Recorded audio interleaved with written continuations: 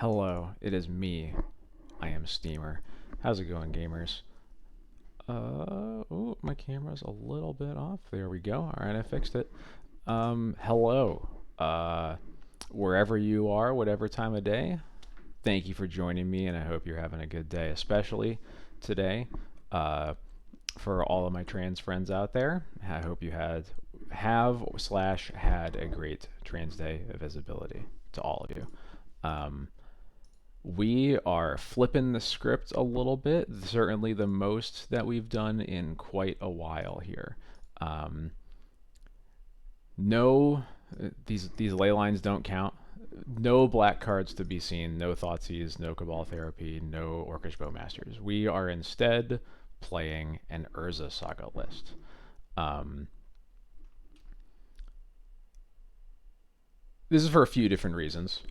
First is, I've been pretty happy with my my splash teague with off of blacklist has been for a while. I haven't really been, a sideboard card shifting here and there, but I haven't really felt like there's much innovation really to be done on it at this point. Especially with the lack of formal wear to toy with, and Modern Horizons 3 coming down um, surprisingly soon. Um, haven't really felt like there's just been um, a lot of work to do on the deck. Uh, so I think because of that, I'm going to take the opportunity to do a bit more exploring, a bit more experimenting outside of specifically that build. Um, and I barely played any of Urza Saga D&T back when it was more popular, like 2-ish years ago. This list, very close to one that I got from a friend in the chat, Hovermere. Thank you so much. She sent me this list. I only changed a couple of cards from it, which I'll get to in a second. Um, but yeah, it is basically mono white. The main deck is all white. The green splashes are just for this Haywire Might that you can get off of Urza Saga and for the two Gaddock Teagues. Um, the original list, I think, was only splashing Haywire Might and literally nothing else. I decided to tack on Teague because um, it's a little more castable here than it is in the white, black, green list. We have an extra green source with the Lush Portico Surveil lands, plus we have Springleaf Drum that comes off of the Urza Saga. Um, Also think you probably just need it more to deal with nonsense because you don't have the discard spells, and we don't really have room to be playing stuff like Deafening Silence, things like that. So I figured it was if I think it's worth playing in the white black lists, I feel like I then have to also think that it is worth playing in a list like this. So I decided to toss old Teague in there. And yeah, that's about it. So yeah, we'll see how much Spirit Labyrinth dies to Bowmasters. We'll see how much my Urza Saga gets wastelanded. One note I do want to make for anybody who wants to play a list like this. I have it on very good confidence that 4 ports is at least too many. Um, I chose to play the full 4 and be irresponsible in honor of the ports that have been rotting in my binder for the past 8 months or whatever. I wanted to at least get one night with all 4 ports in my deck because I love playing with that card and it's been far too long. Yep, I did make that change you were talking about. Basically, the very first list I put together had 4 Leyline 1 cage. I decided to switch to 3 Leyline 2 cage, specifically because this list is definitely a lot weaker to like Muxus, for example. So, um, playing that split card when like you usually at least get a turn 1 against like Scaminator. You have a lot more time to like cast a 1-drop versus a deck like that. So yeah, and then the rest of the sideboard's quite similar. A needle, we have a needle to get off of Saga. In addition to the Haywire Might and the cages, Shadow Spear in the main deck. This list is currently just totally cutting Batterskull, seeing if Shadow Spear does a good enough job. Um, Otherwise, nothing totally crazy. Samwise also is in this list to synergize with Saga, synergize with your fetches. Definitely more playable in a list like this than it would be in a normal mono white deck. So yeah, we're gonna give it a roll. We'll see what happens. Let's go to Legacy and pop in my 100 play points, and we'll see what happens. Yeah, I have played exactly I think 2 leagues with Urza Saga lists. Um, right before the Eternal Weekend that I actually, uh, the one that I top aided, I I played some Saga with the All Access Pass that they had right before Eternal Weekend. I played like 2 leagues with it, and I think in my very second game I went like turn 2 Saga into play Spirit of the Labyrinth, and they both got Force of Vigor, and I was like, okay, I'm not doing this. So, um, interesting hands. It sure is playing Urza Saga.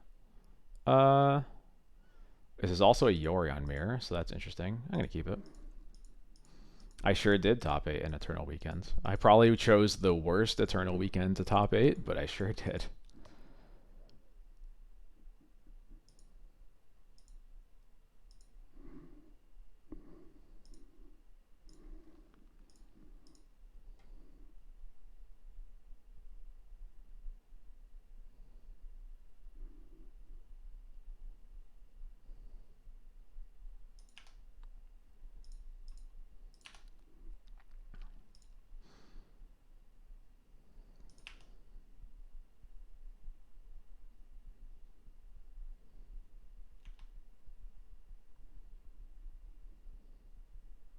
Marsh Flats, huh?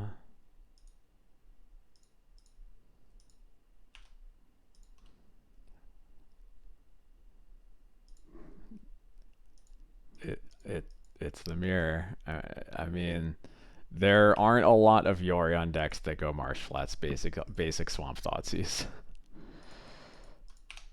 So yeah, let's see how it goes. I suspect that this list is definitely worse in the mirror. Wasteland's annoying, but okay, I can live with that.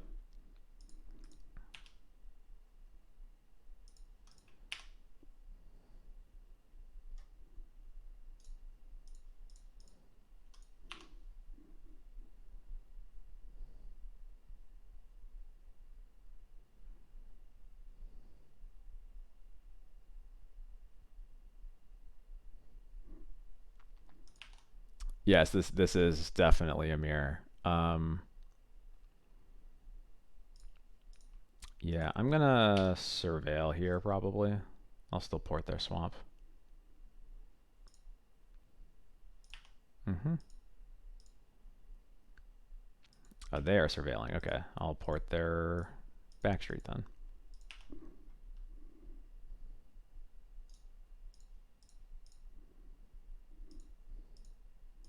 Happy birthday, Toast. Hello. Happy Toast Day.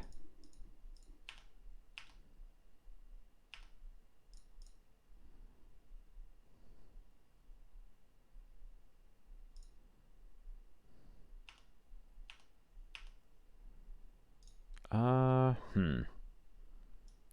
Lauren is often a nice card to have, but I don't think we can keep it here, really. Yeah, we'll have to bin it.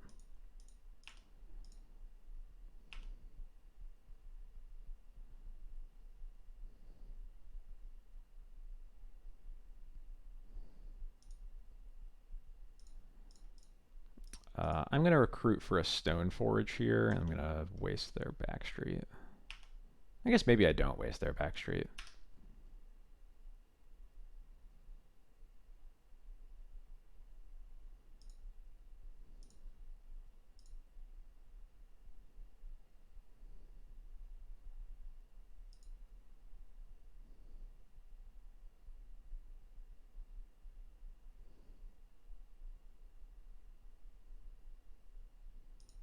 Yeah, I think we want to want casting a Solitude in the next turn or two to be an option.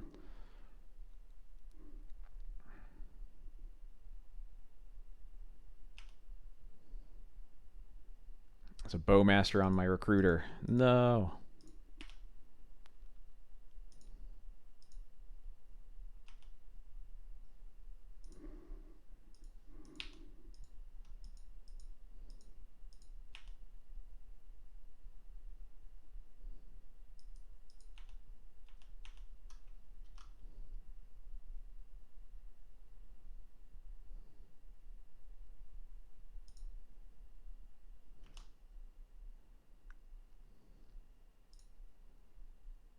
This Stoneforge. It is a Stoneforge.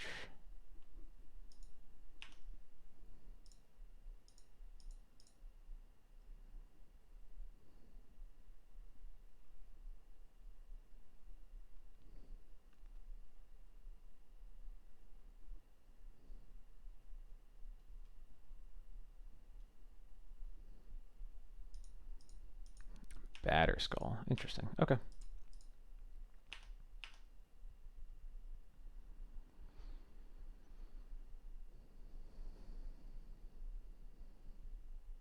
I'm surprised they didn't go for Jite.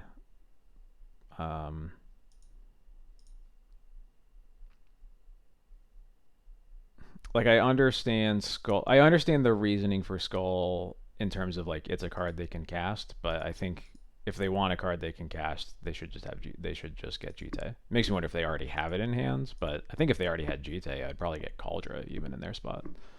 Um,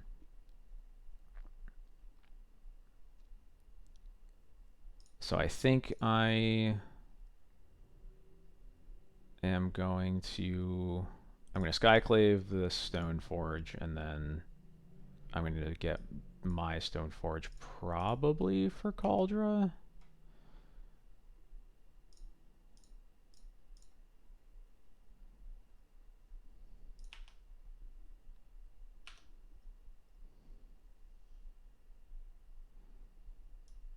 Depends how worried we are of a Jite. Um,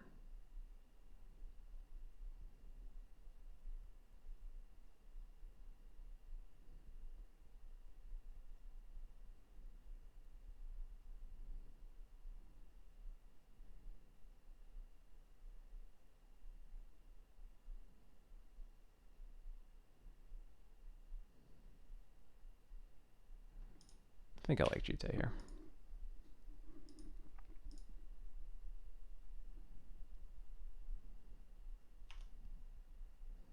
Okay. Swords on my Stoneforge. That's fine by me.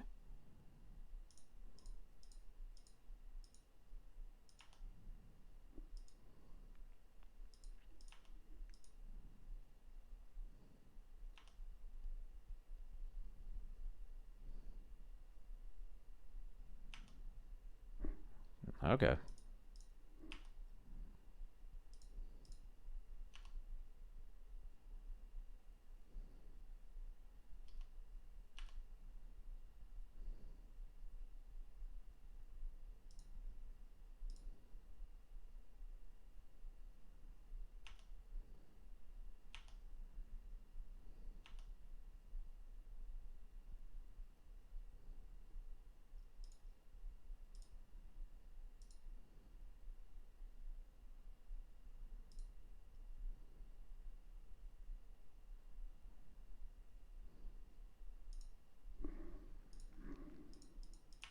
Okay, another Stoneforge. Yep.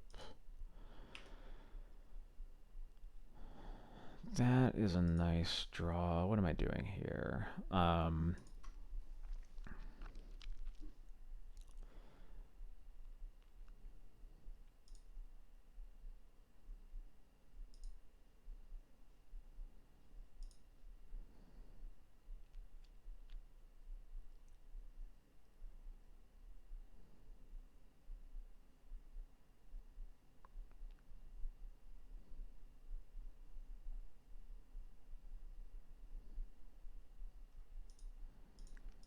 Kind of tempted to just play Saga pass and cast this Solitude.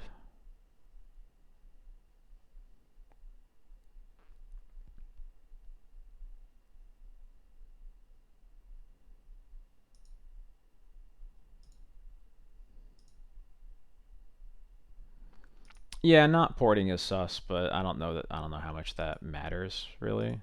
Like if I end up using the Solitude just to kill the recruiter, that's not even the worst case scenario for me. Like I think they're gonna, I don't see a world where they don't cast the Stoneforge. I guess maybe they just put Yoran in their hand and pass. But if they do that, then again, Solitude on the recruiter is like kind of fine. We could cast a Wisp here. That certainly is a possibility. I'm just a little wary of um I guess with the GTA in my hand, maybe that sets me up fine enough for an upcoming turn. Um,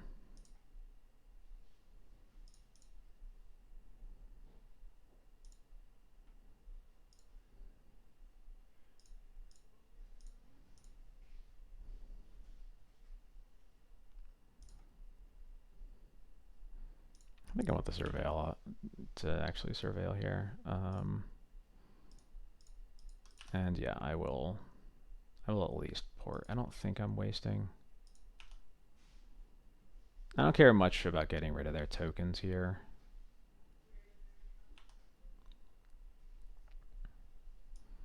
I will keep that on top. More Solitudes is good.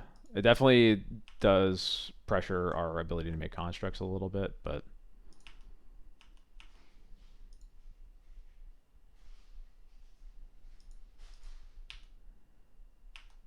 oh, I forgot to port. I'll do that now.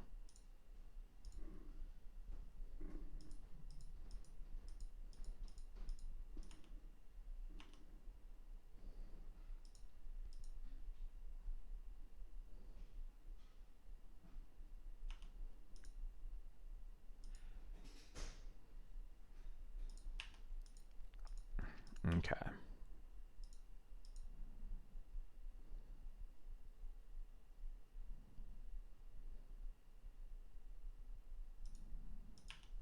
Batterskull and Cauldron in hand.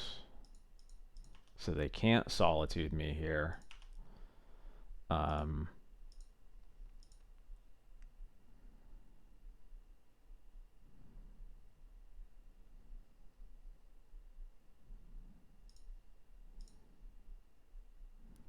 so I'm definitely not making constructs this turn.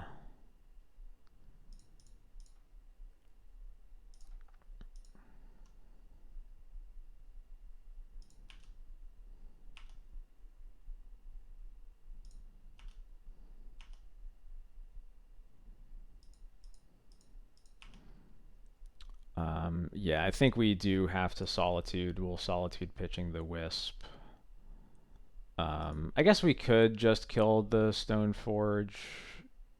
Uh, and then, yeah, because I guess we get to kill the mom next turn as long as they don't have removal. If they do have removal, it's a little bit of a disaster.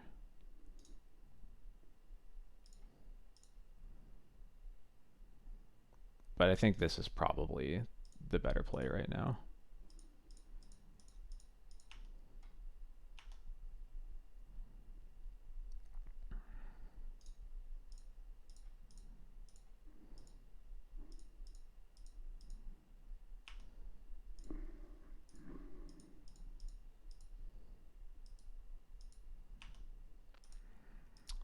Welp. That's no good.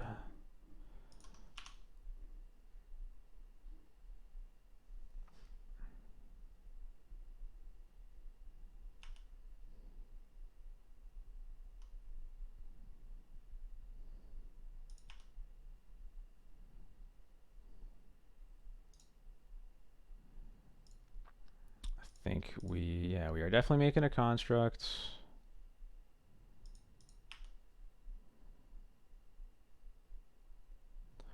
And then, do we have to get Shadow Spear here? If we get Drum, what does that do? Drum doesn't really do much for us this turn because 3 versus 4 mana doesn't change our options at all. Um,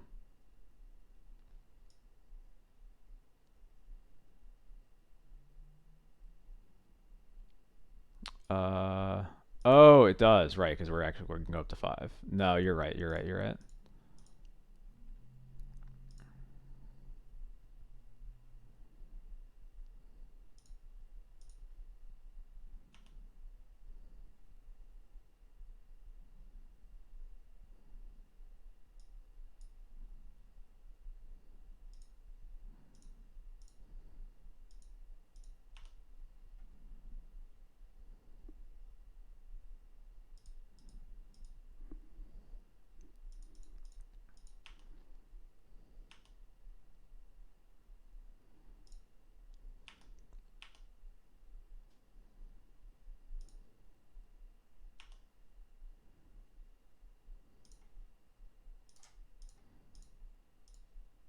Mm,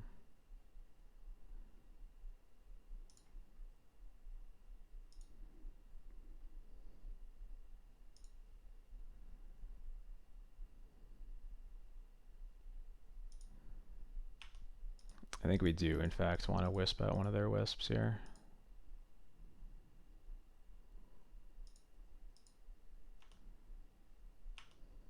Or wisp out one of their lands, I mean. I don't want to give them a surveil, so I'll take out planes, I guess.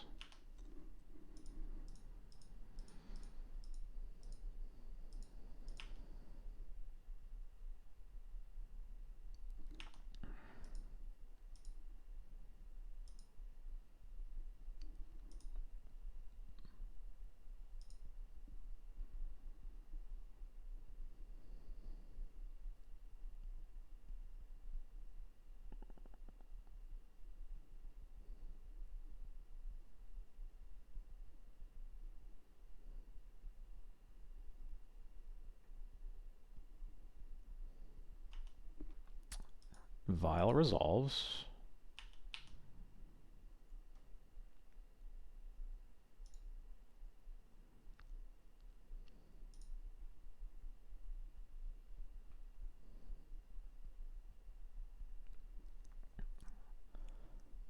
I would not be attacking with Skyclave if I was them, but... And with Recruiter, huh? I feel like I just take that token, right? Or is it better to just kill the Recruiter? Because if they... I guess the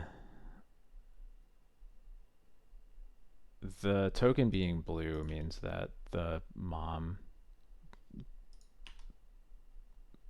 like, trading this, I'm basically getting the same token, but it has a color, which is a little bit worse with the mom, but like I'm gonna have a white creature in the way anyway, so I don't think it matters that much. They said 2 vials. All right, cool.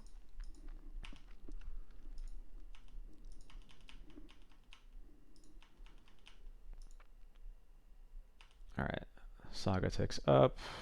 Stoneforge. Not really anything we can do right now. With that Stoneforge, we can get and cast a Batter Skull, but I think the first step is we attack with the Wisp. We could attack with the Illusion. We could attack with Sam. If we do that, what does that look like? They're going to go to 2, so they have to block both of them. But if this go there, I don't think that changes much. Sash can add 1 power, yeah. So that's not, I don't think that's enough. Okay, we'll go to the attacks.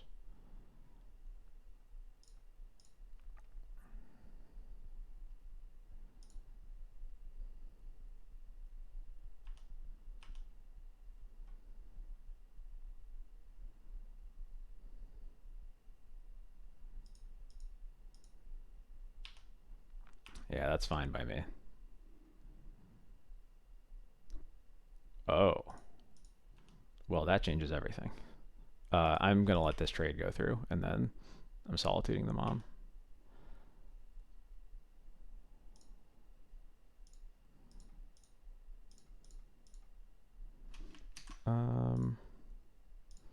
Yeah, I think I'm not...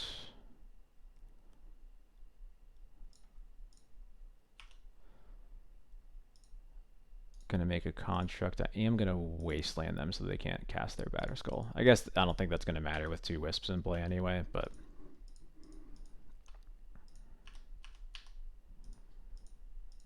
yeah, them tapping their mom, I think it's gonna spell the end for them. Because what can they even draw here to win? Or to not lose.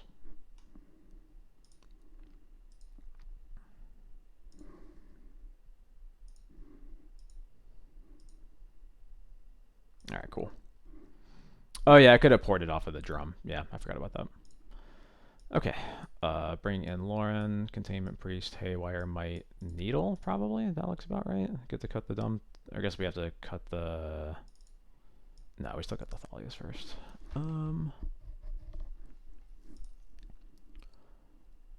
And that looks right. Do we want battles over spirits? No, because the battle is going to be way better against us than it is against them. So I think we just keep it as is.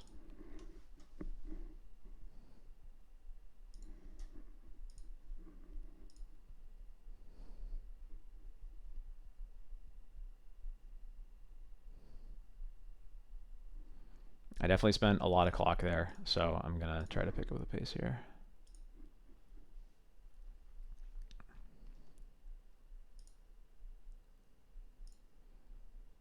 I am not used to playing Urza Saga.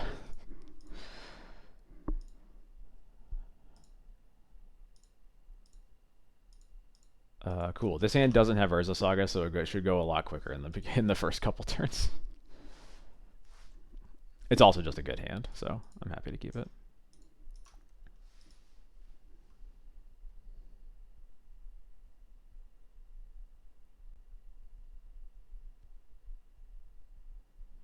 Any thoughts using me? No. Okay.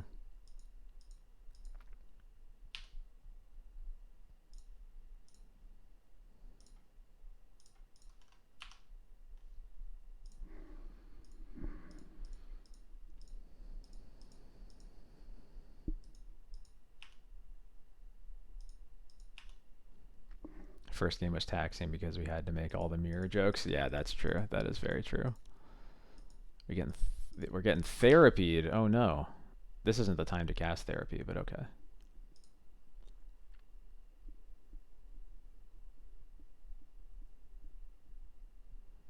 Also confirmation they are playing my deck. Okay, they get us swords.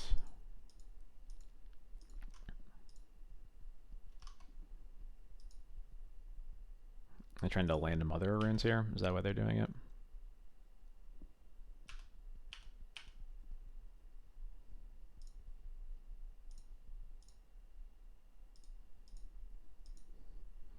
With only 1 land, I'm not even sure that I'm gonna like Solitude a mom if it comes down. I might. I guess I could just pitch my mom, but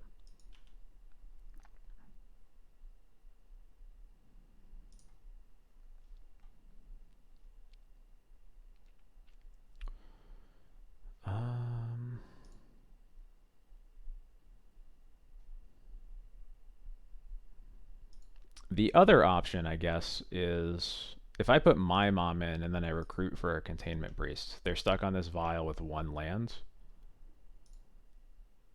I feel like that's going to be hard for them to win anyway. We don't know if they're playing my exact list, but they are playing Cabal Therapies, so it can't be that far off. Yeah, so I think we just let this mom go.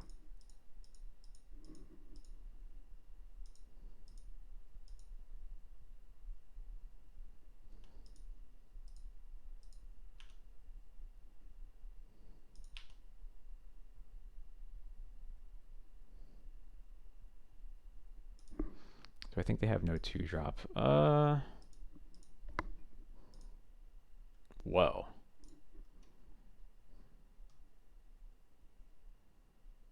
I guess that's one way for this to happen.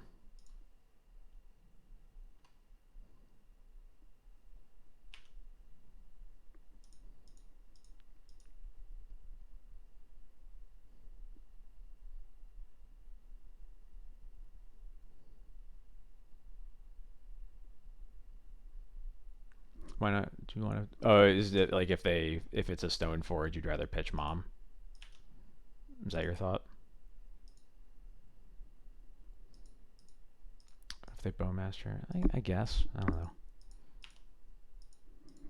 I guess I see it. I'm not sure. Another vial.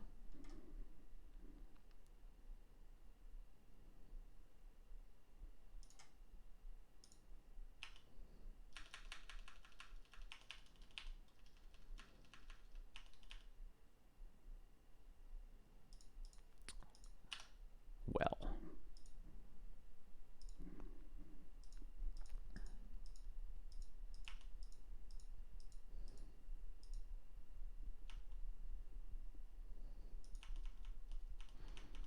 Yeah, it's almost like I put therapy on this deck for a reason.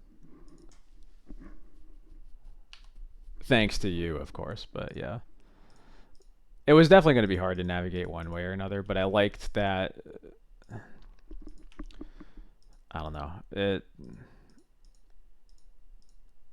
I got punished in the exact way you outlined, obviously. I feel like my line at least made some amount of sense, but I have yet to actually play the discard spell mirror yet. So um, I'm gonna not put Yorn in my hand yet. That might be a mistake. I guess if I get Cauldred, I guess I get Cauldred. Another mom. Okay.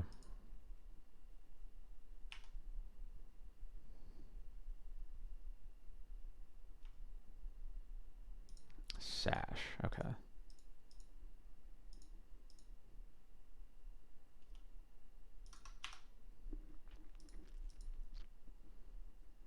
Yeah, we might just get beat down here.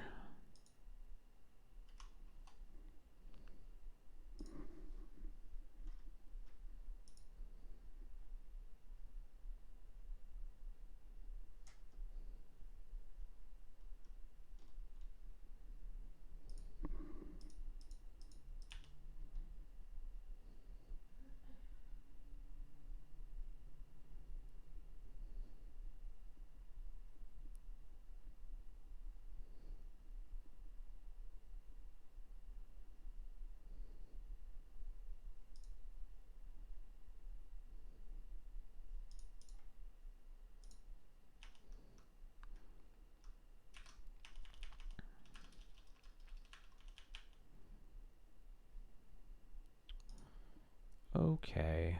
I think I've gotta just expose this GT at this point.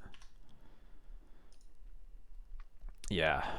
The black cards are good in the matchup, that is for sure.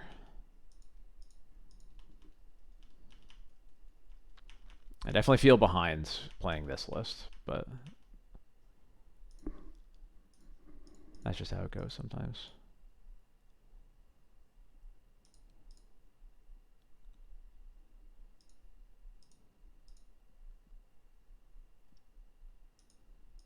Yarn in their hands, okay.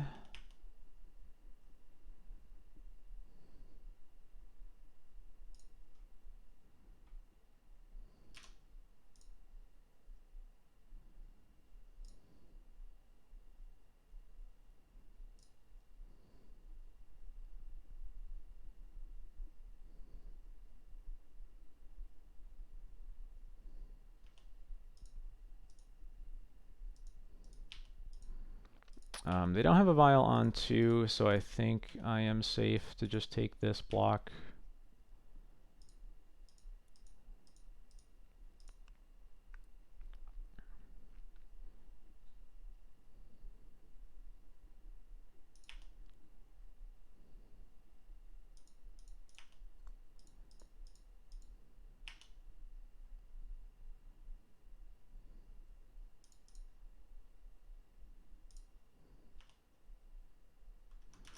That stays on 3, this goes to 5.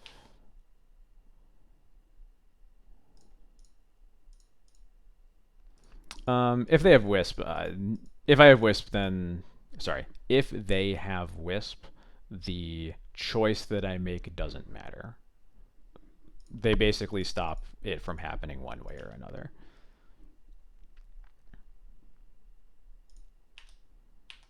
Yeah, exactly.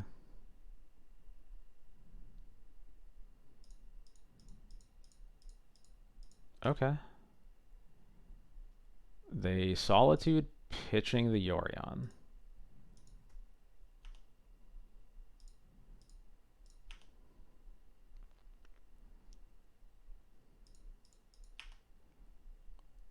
So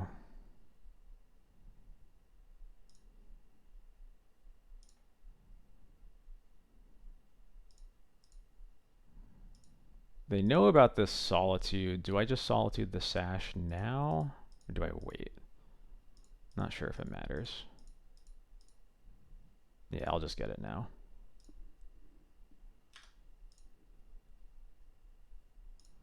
I guess waiting loses to Containment Priest needlessly. Or, yeah, or Wisp off the top.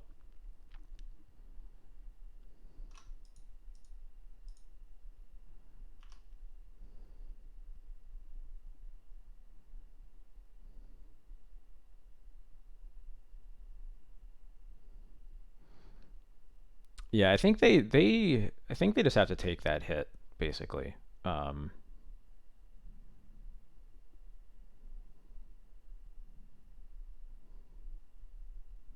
I think they have to take that hit, lose their mom, and then like once they use their cards, I can't come back really. So losing my Solitude here is a bummer, but they take this Vial up to 4, which I think was a mistake. So, um, and I still have my Yorion. Hopefully, I draw like a 3-drop here. That would be pretty nice. Nope. A land isn't bad though.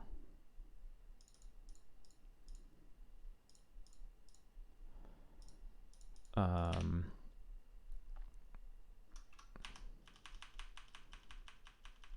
I guess I'm similarly supposed to. Yeah, I'm supposed to do this now. I was trying to stop before we went to their next turn, but I think I'm supposed to do this now for the same reason as the Solitude before. Just don't die to Containment Priest for no reason.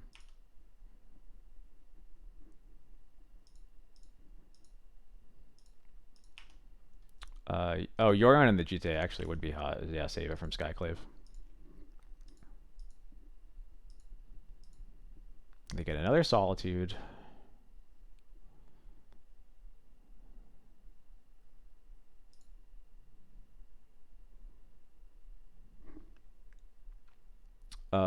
They can't end step. No, they take them right. They took them both up to 5, so they couldn't Skyclave it. Yeah.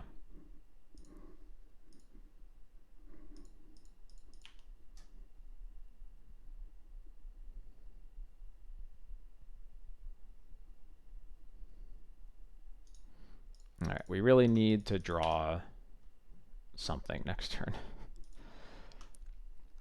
Taking 5. Yeah, so we're definitely dead next turn unless we draw a creature. Or something creature-like.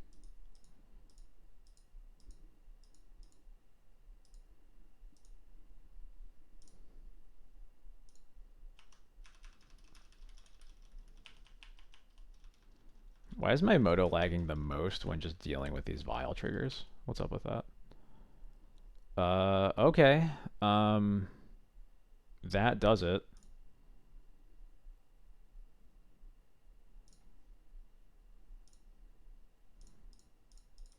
Just cast the Solitude now.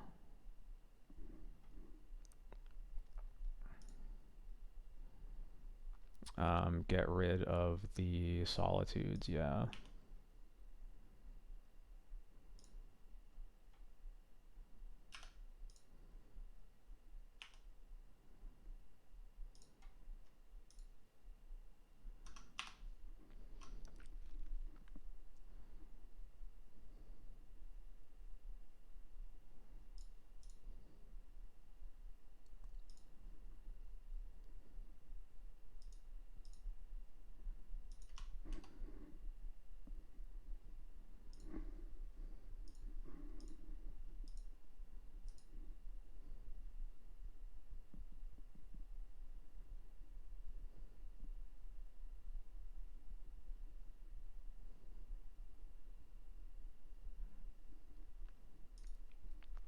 Okay. And they concede. All right, cool. Glad they don't make me play that out. Cool.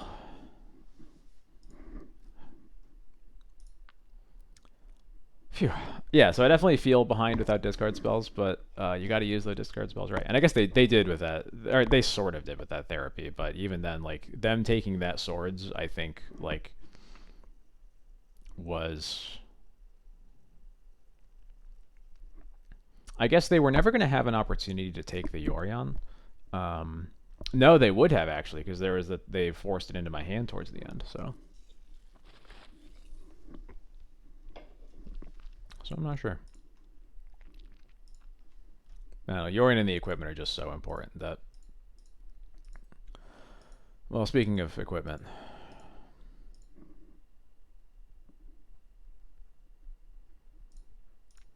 mulligan this. This looks better. What am I bottoming? I guess I don't really need the solitude here. Yeah, bottom of the solitude.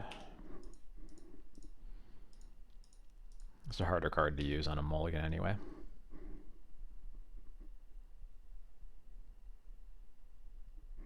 I feel like you blind them, Plow or Stoneforge. Yeah. I guess I forgot that they were also on a one lander, so they probably are like kind of priced into using it early.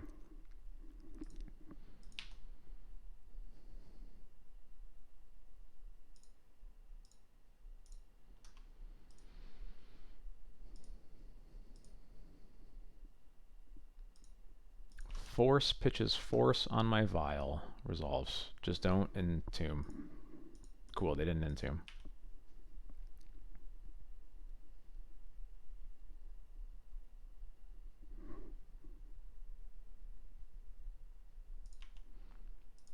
Couldn't use 2 joy flashbacks in the answer mom. Yeah, that's true. Delver? Just plain old Delver?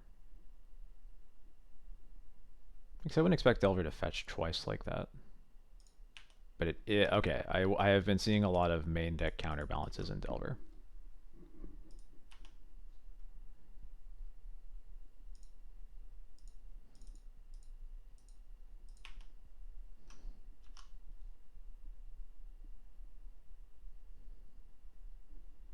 They reveal DRC. You got it.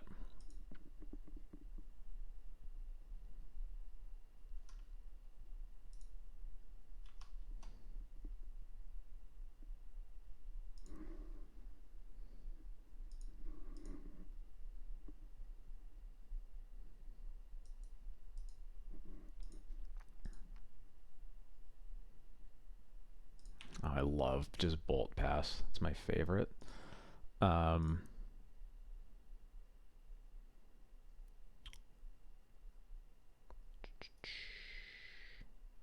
Yeah, I'm going to hold up the swords.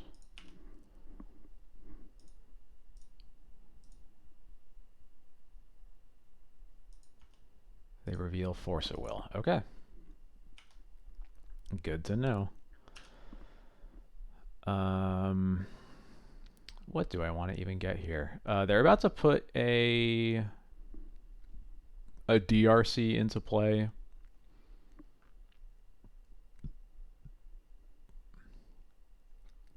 I think I'm just going to get Sash.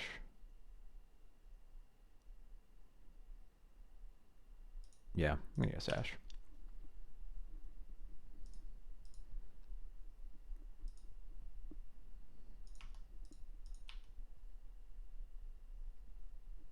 I think it's either Sash or Cauldra.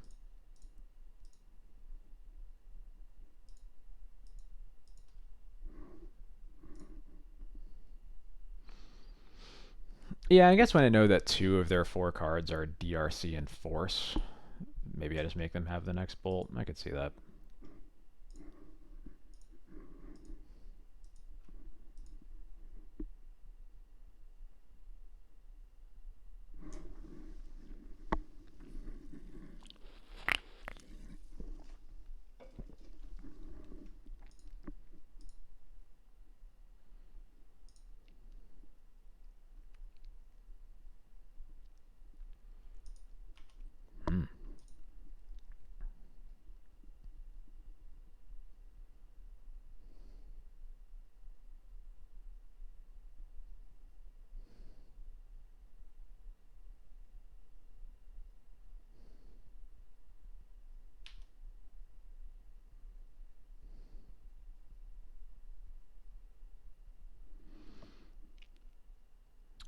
They're only on 3 card types if this is the DRC that's getting cast here.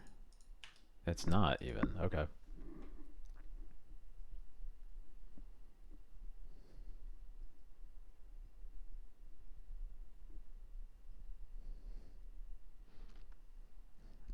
I think they are playing like I have a Cauldron in my hand already, actually. I think that's what's going on here. I think they just assumed that they had to kill the Stoneforge and they're digging for it really hard, but that's not really necessary here. Yeah, that last brainstorm does not clock with that, right? But you know, I am making as much sense of it as I can.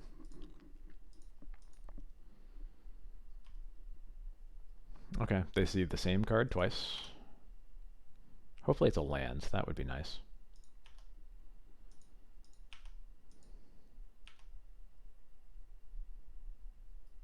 It is a land. I would like another land, actually. Yeah, I'm just going to pass here. I'm going to pass, put in Sash.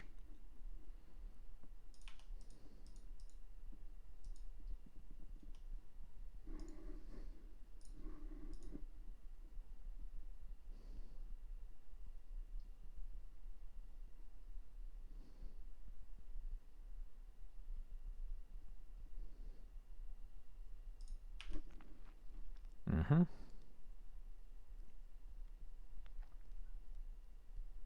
Mm-hmm. I can get them down to 1 card type by just getting rid of the... Or get them... Go down a card type just by hitting the Ponder.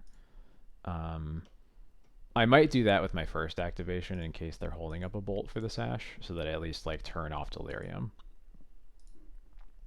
Even if they kill the Sash on this turn. I also could waste their untapped Valk before putting in the Sash, actually, to guarantee that I get it in next turn. Or guarantee that it's still in play next turn. Portent. I guess we'll see if I have to.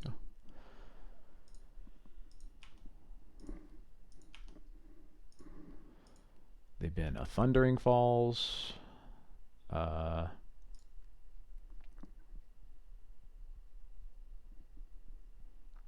And I guess, yeah, now I don't have to worry about it because they can't play a land and have a Bolt because they have a slow cantrip, so.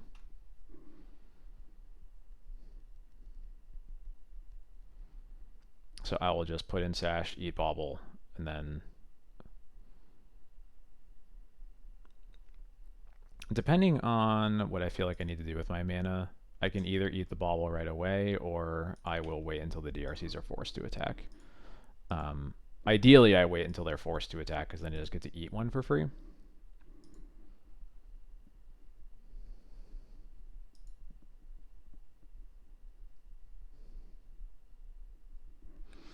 I believe the idea behind these counterbalances is that there were a lot of Delver lists in the showcase today that were playing main deck counterbalances for the blue mirrors. And yeah, that's it. I'm not sure I agree with eating spells because they're up to 1, 2, what they're at like 6 spells. I'm not even gonna get to. Yeah, I'm not gonna get rid of enough in time for them to not be able, or like they're still gonna be able to cast a Murktide basically, and I have 3 removal spells for him in my hand, so I'm not so worried about that personally. I think I just want the Sash to be unkillable.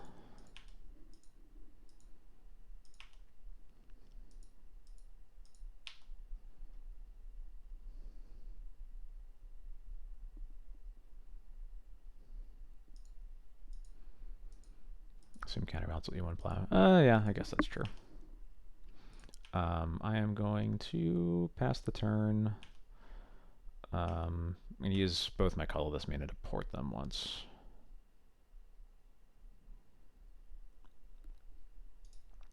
Oh, yeah, I guess reconfiguring is probably better use of that mana.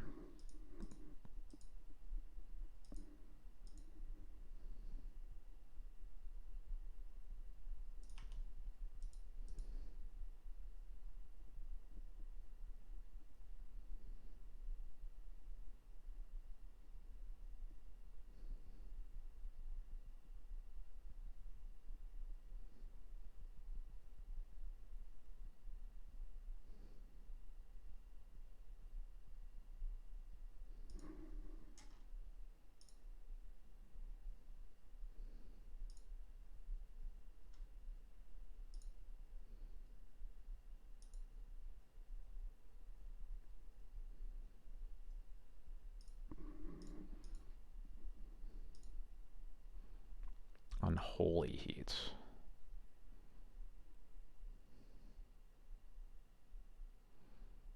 Uh-huh.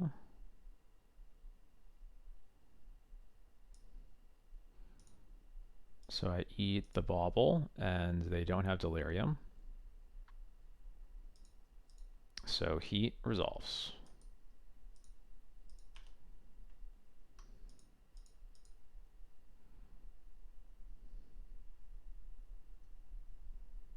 And now they have another bolt. Okay, got it.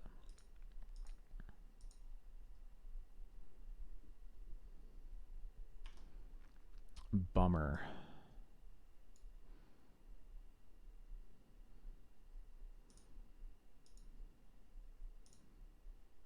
But I'll take the Murktide, and then there's a lot of spells, but now I will take one spell. I guess I'll take a Force. Doesn't really matter.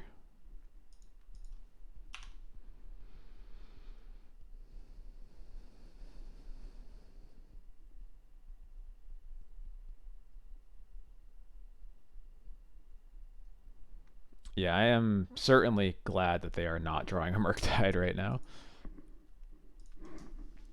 They definitely should have just drawn it.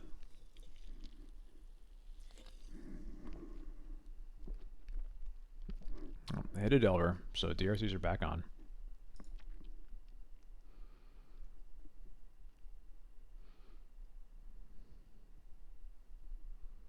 Yeah. Reconfiguring was definitely a better use of that mana, unfortunately.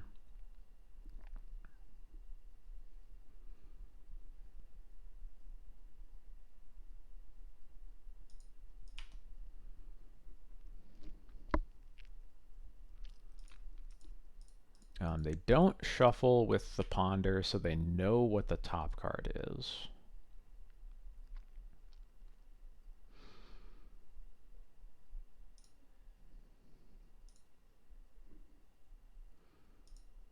Um,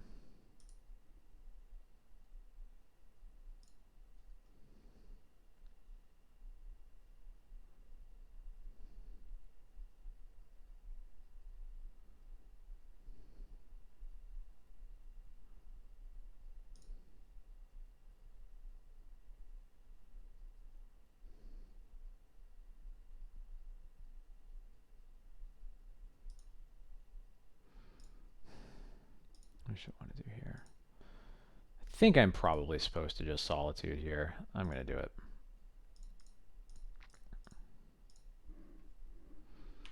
They only have one Force of Will left to flip off this counterbalance, so.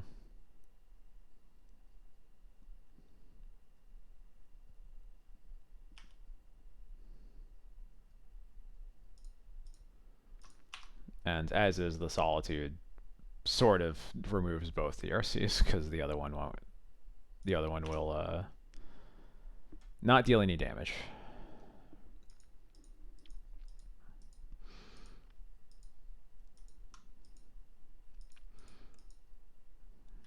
Yeah, Murktide is a little scary, but I think we probably have time. The nice thing is that if they don't cast a Murktide right now, then it's going to be a while before they can, because we can waste and then we can just waste double port. Okay, they are casting one now.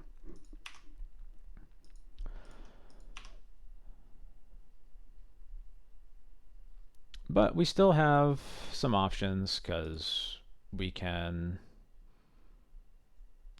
cast the swords to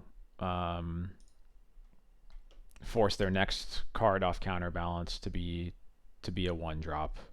Even if it is, we get to Yorion.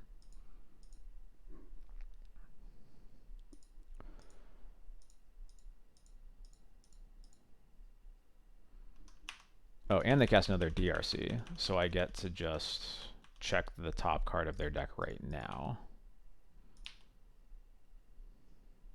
I don't have to play around days, so that helps.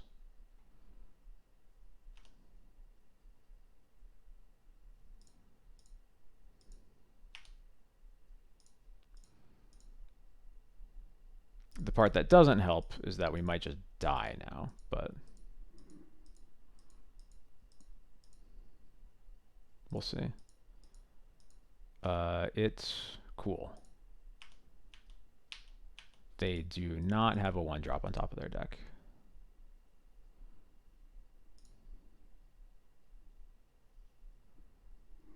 Plow the attacking DRCs and forcing Impel Dragon on turn. Okay, yeah, I see that.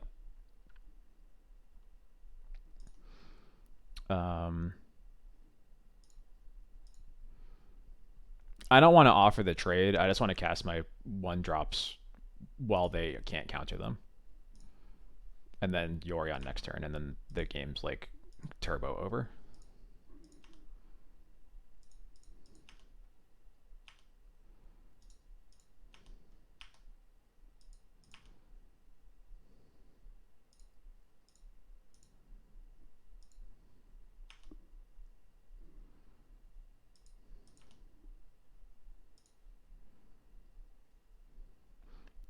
And then I guess we could just double port instead of put Yorion in our hands, but I think I like Yorion this turn.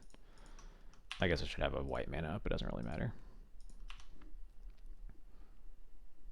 Maybe wasting there was right, I'm not sure. I tend not to waste lands, but probably better to keep them off of cantrip into a 3rd dragon.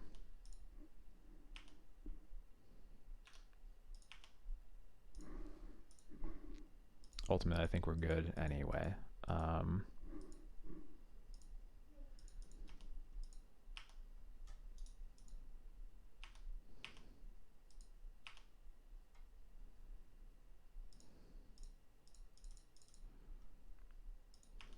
Once this Yorion resolves, I'll probably waste.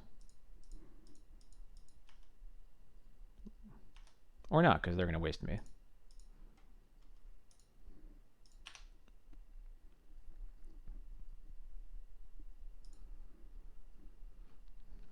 You can waste double port, you can cast Yorion. I think both of them are totally fine options. We don't want any of the needle or any of the Saga targets, so I think we just board in these. Cut the Lauren, the Cauldra, and the Thalia. We'll leave it there.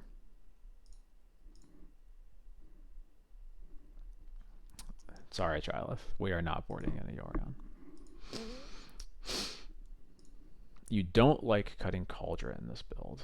Since oh, that's actually a fair point. I can cut another Thalia. How about that?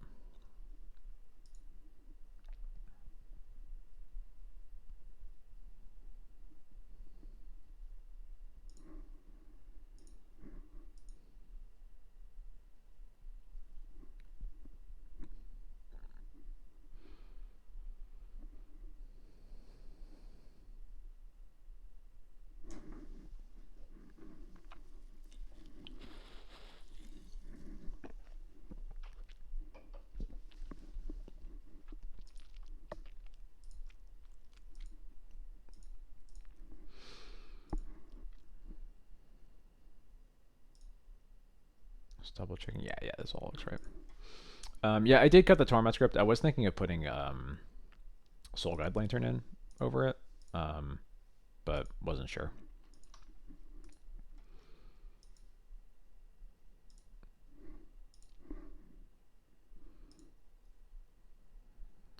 This hand is kind of clunky, but it should work out.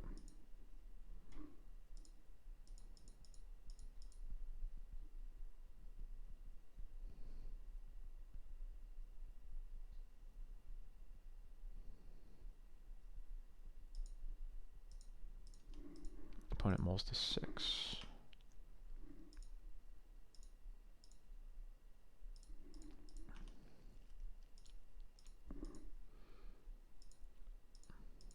I thought the answer or that question was for me. If I had 2 formal wear, I would certainly cut Cauldra. Formal wear is basically a living weapon. Happy Toast Day.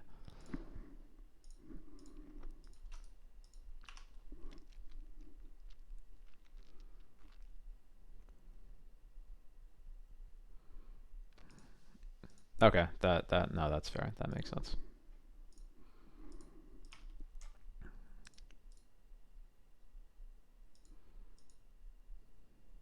Hello, Scarab Swarm. Not really what I want here. I want lands, but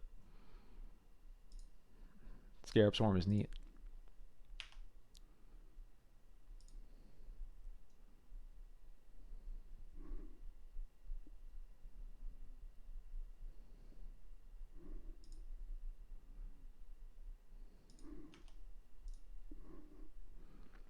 The rumor is come out. I don't.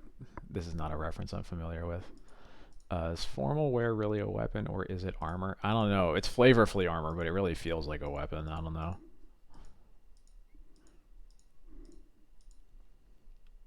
+2/+2 is just so many stats.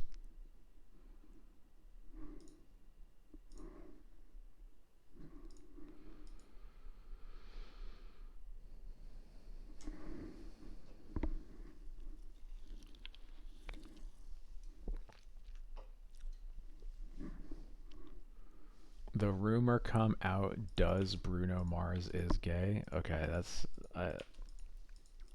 I'm still not sure if I've heard that, but it sounds funny. How about that? Um,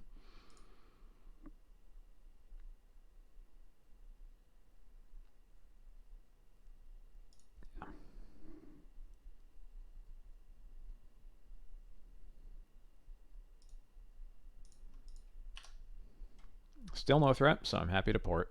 There honestly is an argument for just playing planes and passing, so that they don't have a wasteland target.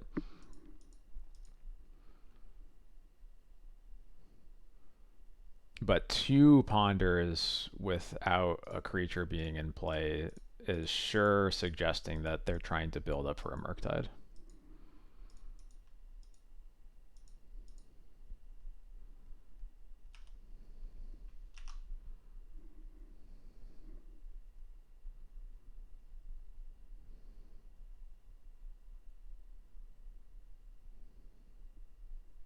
Okay. That is a Delver.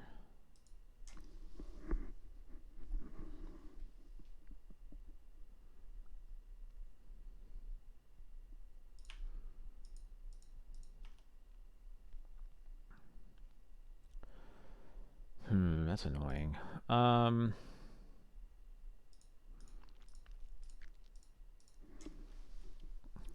They did that, Jarvis, because they are not making smart decisions. So I could just cast this Skyclave into Daze. Um,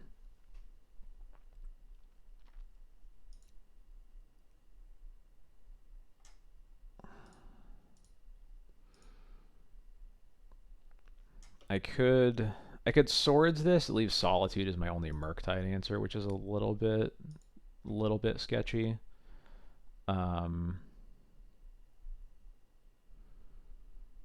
I think I'm not under a lot of pressure. I think I can just play. I'll play my tapped land and then port their Volcanic. I guess I should play Spirit. I forgot I had Spirit in my hand. Yeah.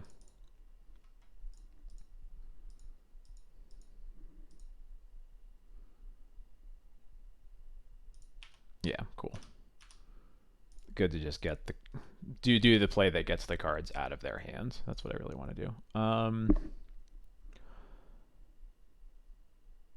Yeah.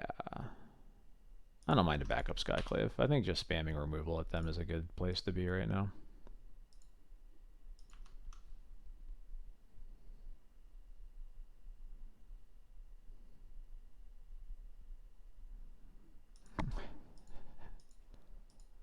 That doesn't work for 2 reasons.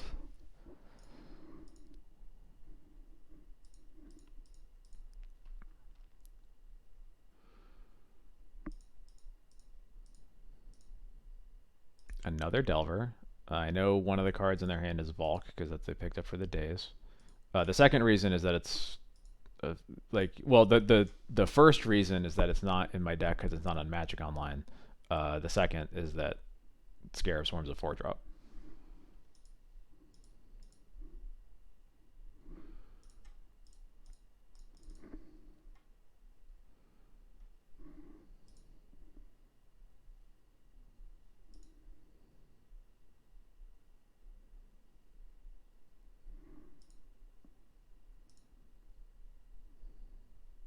Nice.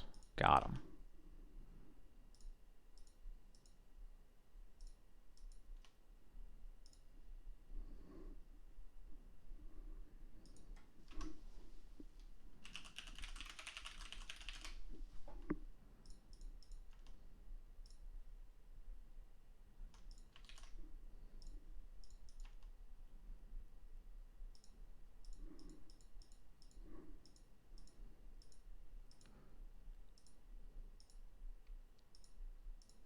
Oh, we were talking about Skyclave. Sorry, I'm dumb. I'm tired. I was thinking of the Scarab Swarm because I was so excited to cast it that I'm just being dumb. Yeah, we can just have 6 here. They failed to flip Delvers again. Works for me. Or I guess they failed to flip one of them at least. We'll see if they get the second one.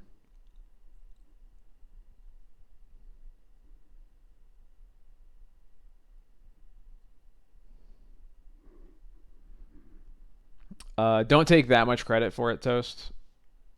But the thought did cross my mind.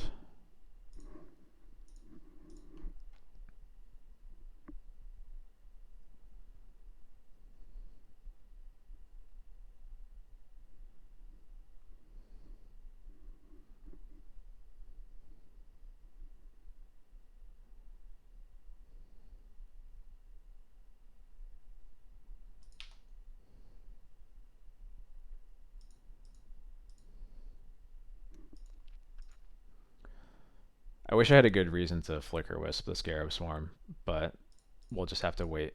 I think I'm going to recruit for a Stone Forge here.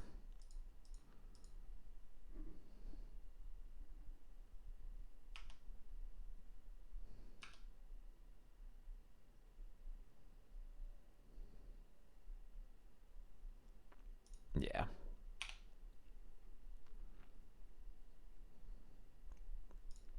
I'll attack with 2 insects.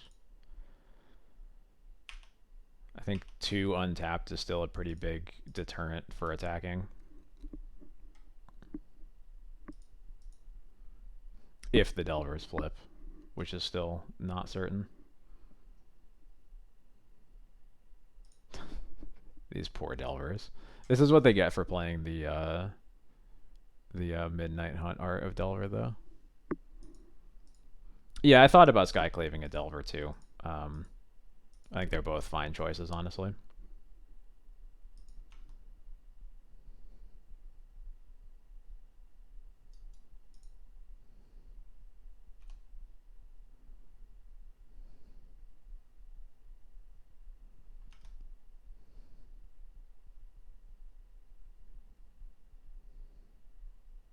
Okay, we got all the Skyclaves. I'm going to leave all these back this time. I'm going to Stone Forge. And I think that So I'm definitely getting Jite here with all these Delvers about. I'm a little bit tempted to port the Scalding Tarn with all the Delver triggers on the stack so that if they miss again, then like this is probably too cute, but I'm gonna do it.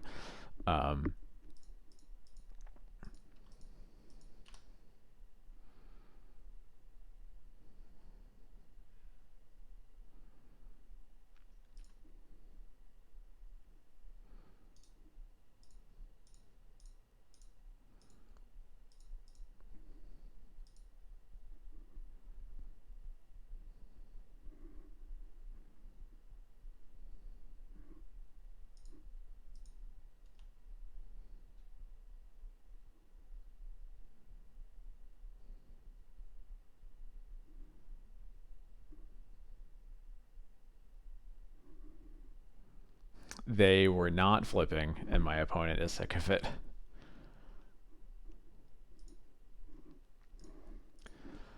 All right, hold on. Let me look through what people were saying. You think he was gotten a germ and use our other spells on the Delvers? I could see that. I could see that.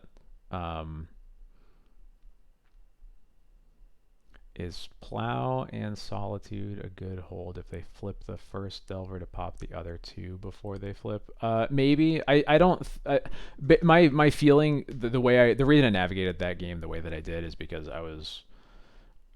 I wanted to see how little the Delvers would do if I just like didn't spend cards on them. We were definitely at the point where I can afford to just throw a Skyclave at it. I'm like definitely eking a value in an area I really don't need to, but that's kind of where my head was at. Was like, are we at, how far can we go without spending a card to answer the Delvers? And the answer was pretty far. Yeah, I think casting the Skyclaves and just attacking with insects also makes a ton of sense. It's probably the more stable way to play that game.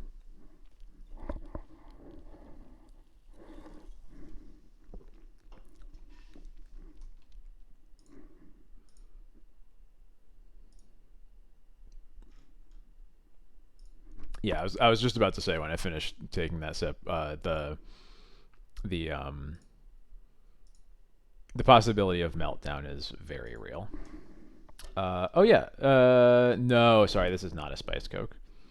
I have had the spiced Coke, though. It is very nice. I need to mulligan this hand. If I was thinking about it, I would have grabbed one, but I'm not sure if there's any cold in the fridge now.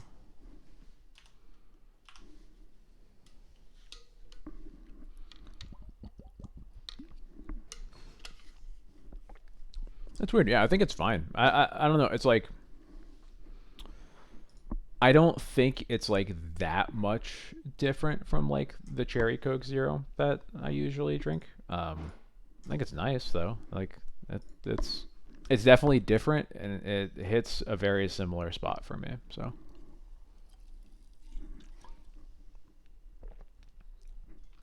oh god, am I double coking? Oh guys, I'm double coking. Need a spice Coke. All right, time to spice coke. Oh, can you get a glass of ice? No. Like yeah, okay. All right. All right. They just grief my Skyclave and pass. Okay. All right, Deck. Thank you, Toast. Now she can't deny it.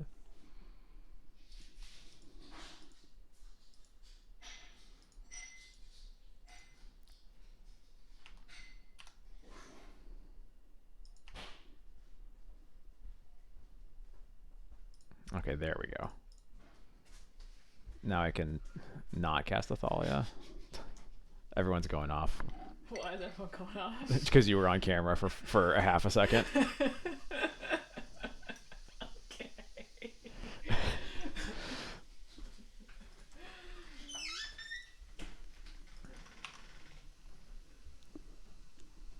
The answer there might have still just been to cast Athalia first because of a possible daze, and like these Thalias aren't going to be good. Yeah, okay. I think that was probably wrong. I don't like casting Athalia into a very face-up Bowmasters, but I think in that spot I'm probably just supposed to do it. Because, yeah, now they can entomb. Yeah, like, this was wrong. This was wrong.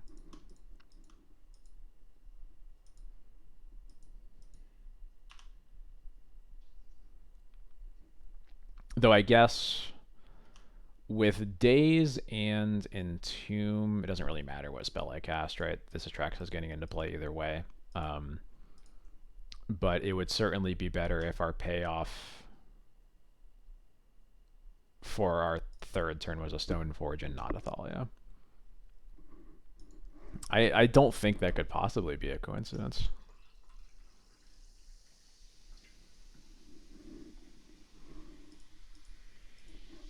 Okay, yeah, I wasn't looking at chat, but I said exactly what Toast said. Yeah, there's no real out for a Daze Entomb reanimation spell. Thankfully, they go for Atraxa, so we could just draw Caracas. And if they choose to grief us, then it'll be funny. They keep Brainstorm, Animate Dead, Underground Sea, Grief, and Wail of the Forgotten. So it's these five. There we go. Alright, Grief pitches the animate that deal. Good night, Toast. Good luck with your homework. Hope you had a good toast day.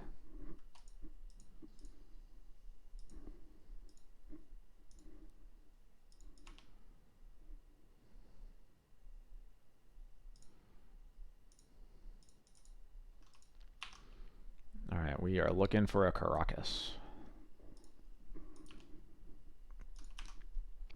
Definitely surveilling this turn to try to find it.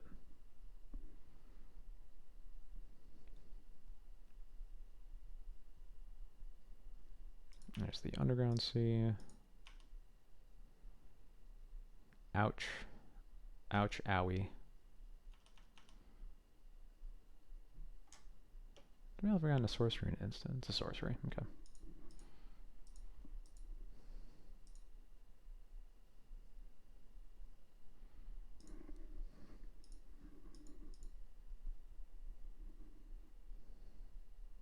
Mm-hmm.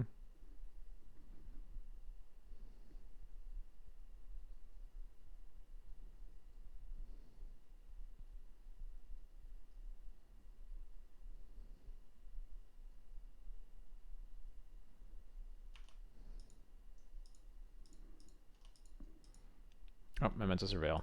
Whoops. One of those kind of games, huh?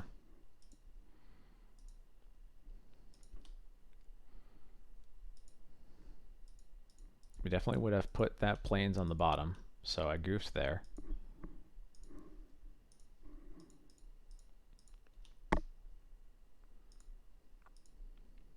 Alright, they play a swamp. This is it's an entomb. Well, that's not good. Entomb for Archon, reanimate it.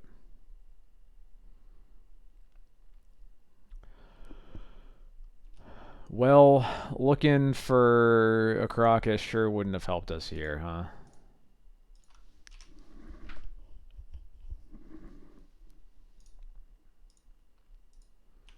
I guess now we have actual no outs. If we had found the Caracas for the Atraxa or something, then we could have then found an answer for Archon, but we can't find one card that answers both. So, all right, bring in Grafdigger's Cage, bring in the Ley Lines, Containment Priest, Rest in Peace, and Battle of Bywater. We are going to cut the Jite, the Lauren, all of the Thalias. I'm used to the Thalias being higher. Should be Stream Decker. You can also type in exclamation point deck list. Spear doesn't seem that bad actually, but obviously I'm certainly thinking a lot about how these games usually go. I think that having it in the deck is probably important because you need some form of life gain against the rescam draws usually. And we don't have Batter Skull, so.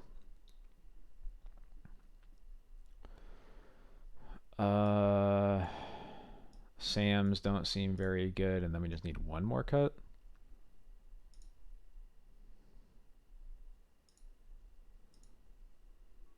I don't love Skyclave in this matchup. There we go. Easy. I don't love Spirit either, but I think Spirit's going to do more than Skyclave. If only by a little bit.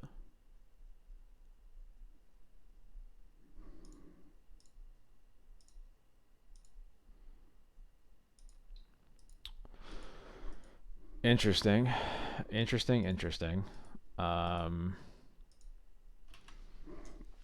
6-card hand.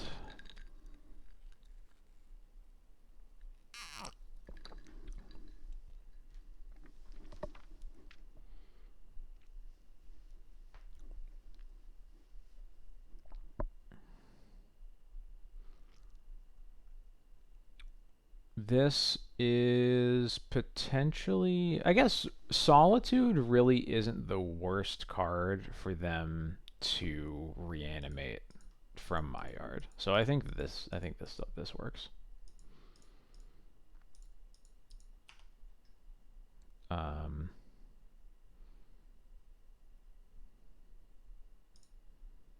I assume, yeah, we play the mom first. I think it's honestly a question of whether you play mom or drum first, but I think you want to play the mom first.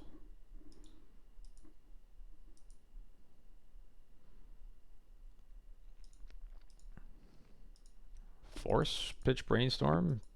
Certainly happy with that.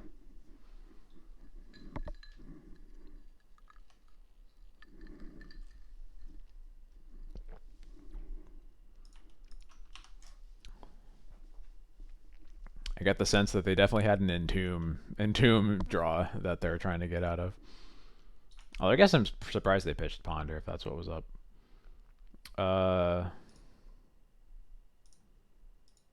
Please don't have days. Cool. I guess I have to be worried if they're on a. There are some white splash builds that play Serenity on the board. Got to be a little bit worried about that now. But I think having the second piece of interaction versus Brazen Borrower is important. Okay, I don't need more Solitudes. Please, no more Solitudes.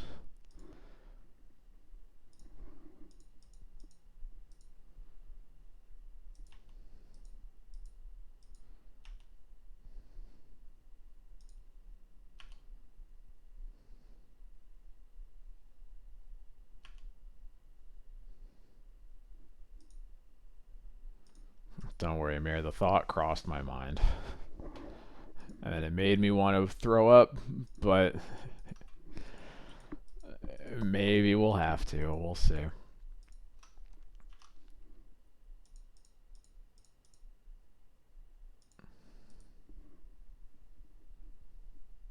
Yeah, Voidwalker. Okay.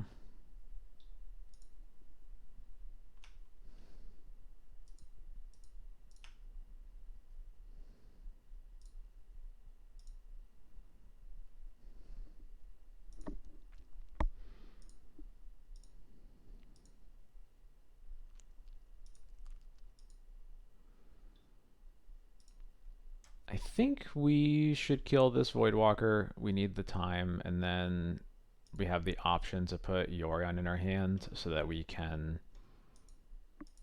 are able to use this second Solitude if they go like hard cast Grief. Which feels a bit likely off of Island Swamp. It's like the third Mox Opal for the Legendary. Yeah. Oh yeah. Oh, that hurts. Thinking about that is very painful. Okay, I think that this is right.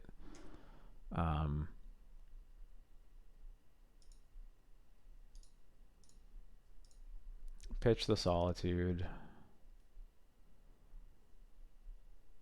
Evoke trigger on the stack first so that we get rid of the Voidwalker first. Make a white mana. Tap an untapped creature. Okay, yep. And then there we go. There's my Companion Tome.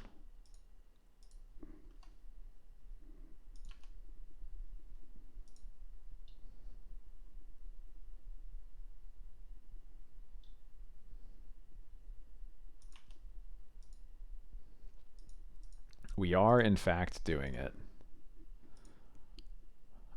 I don't like that we did it, but we did it.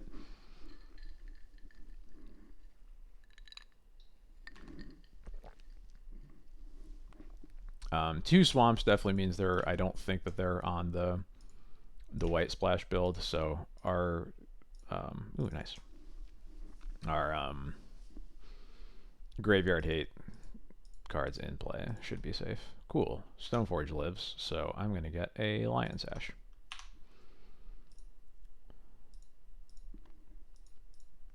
I don't need it because of just to be clear, I don't need it for graveyard hate at this point. I just need it to be another creature in play. Because our only other option is Shadow Spear. I guess the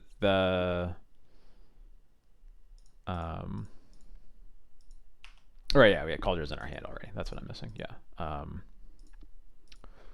Shadow Spear doesn't do anything, but we want a creature in play if the Stoneforge gets killed.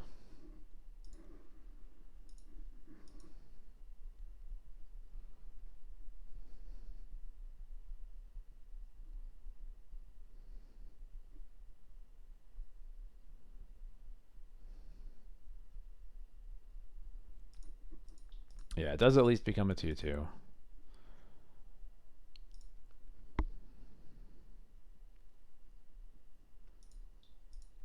Ugh. Boring. What did they pitch? They pitched an animate dead. Um, it resolves. I can't imagine that we do anything in response to this.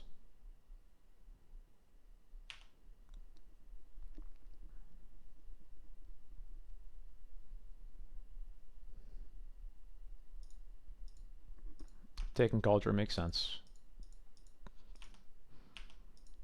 but it is also not even the worst thing for me. That is the most telegraphed third Bowmasters I've ever seen. So, no blocks.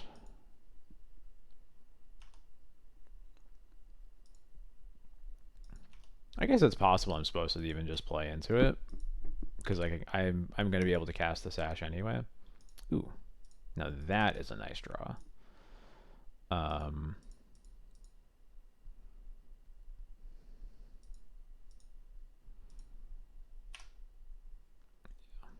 do I just want to cast this sash actually? No, I don't think there's a reason to let them force it. The reason to cast it is so that we have Stoneforge as a blocker, but I think that's probably not worth it.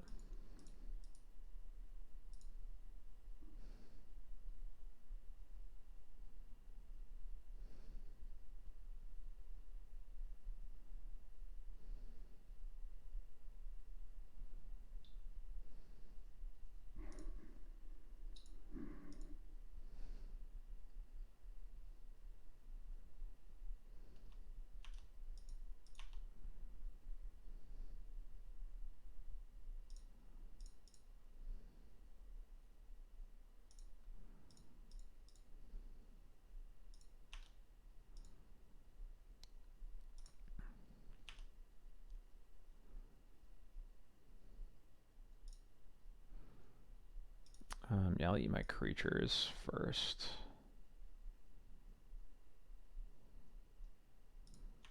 Uh-huh.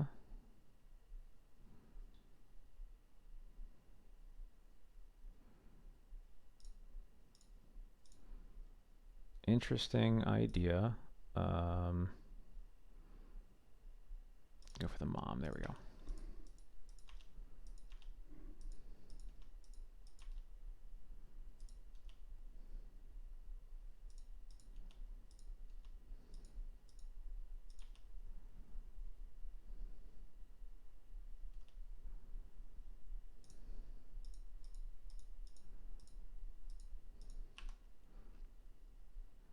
All right. I think we're getting out of this one.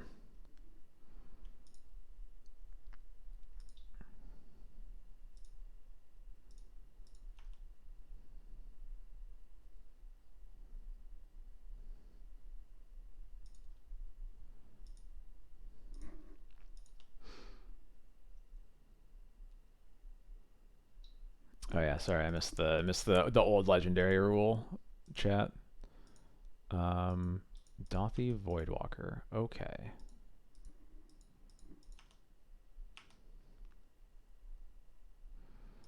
Do I want to make a construct or do I just want to cast this Solitude? Um,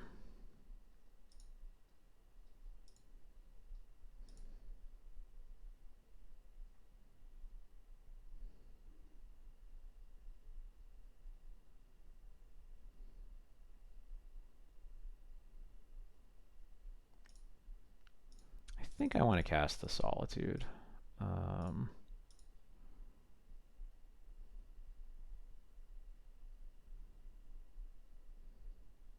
cool.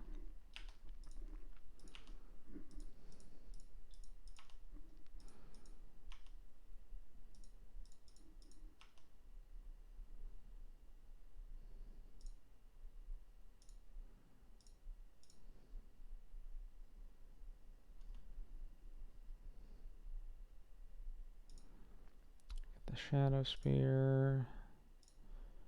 put the Shadow Spear on nothing because they're conceding.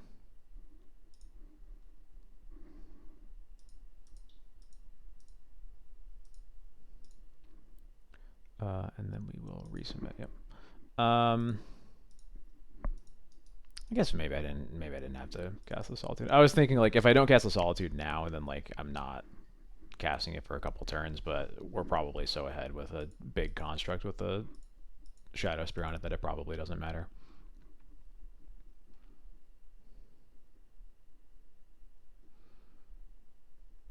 How much money do I make streaming? Very little. Not in it for the money.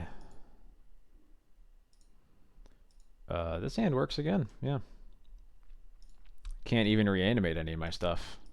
Got him.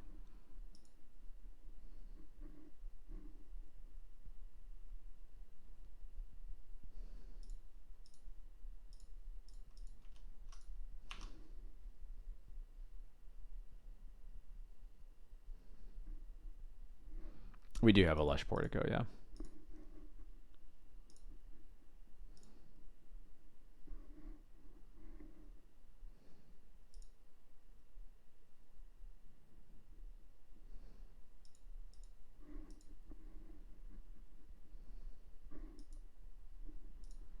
Goodbye, Swords to Plowshares.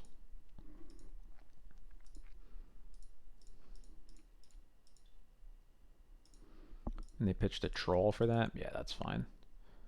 Hello, Sash. Yeah, I cannot tell you how far away $10,000 a month is from what I make streaming. It is not even remotely close.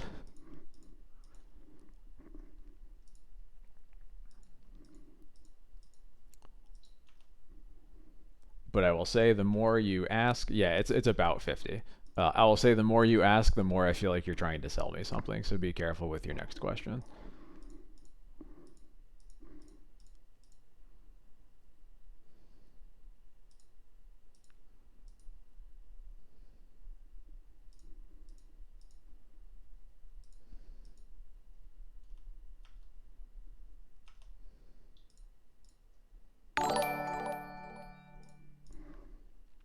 Harain, thank you so much for the follow. How's it going? Good job casting yesterday. I liked the stream quite a bit. Yeah, I'm gonna keep this recruiter. I can provide no advice on streaming to make money. I cannot help you there. If you do, I wish you the best of luck.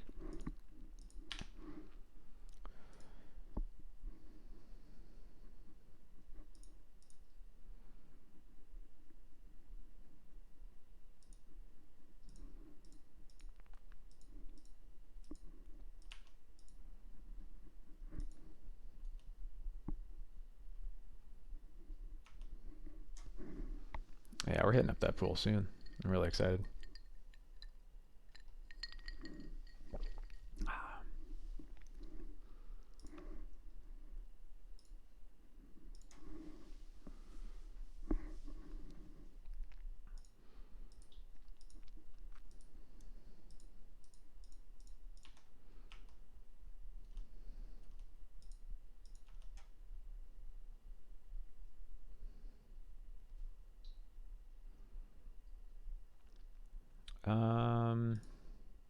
Yeah, just to have another layer of interaction against graveyard nonsense. I'm going to cast the Sash now.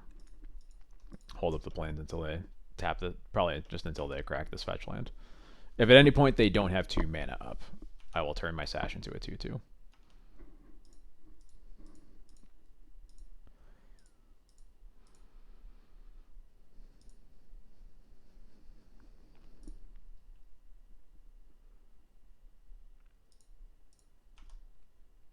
Okay, I suspect that is going to be a hard cast Grief coming next turn then. What do they show? They show Swamp, yeah.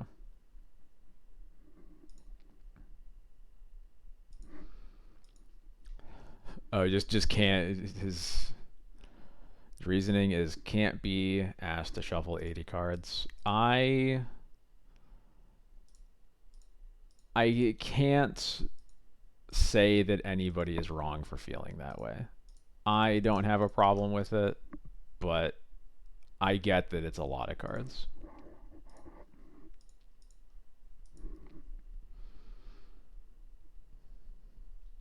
I wonder what they take here. Yeah, I think the battle is right.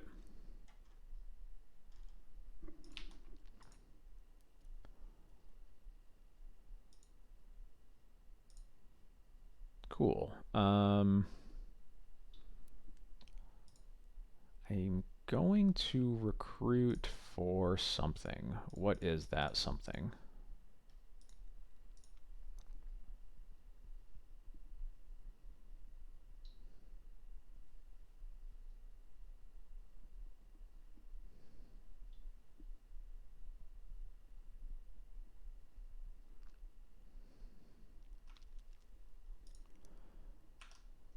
Could be a stone forge, could be a scarab, or it could be a skyclave. Could be a solitude, I don't think so. I think Stoneforge probably makes the most sense. Lets me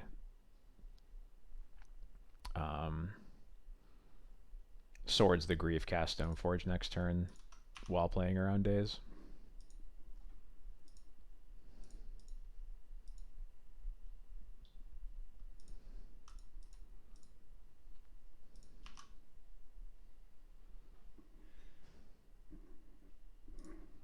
Stoneforge is also their worst reanimate target. That is true.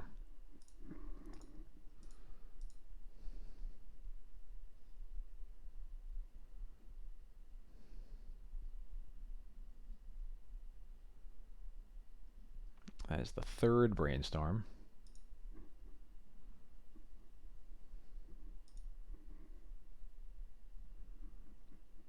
Hey, Shadow Titan 1, I'm doing good. How about yourself? Another grief, huh? Okay. Ooh.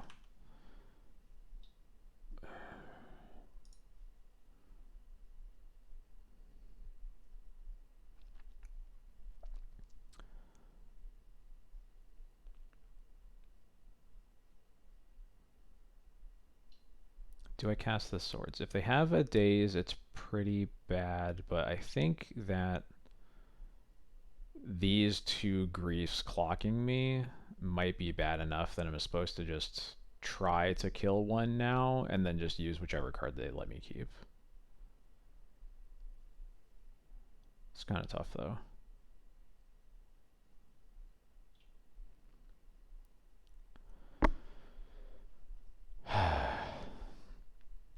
I guess the thing is, what card would they have at this point that wouldn't be Daze is probably the real question. Um, we haven't given them an opportunity to cast one literally ever.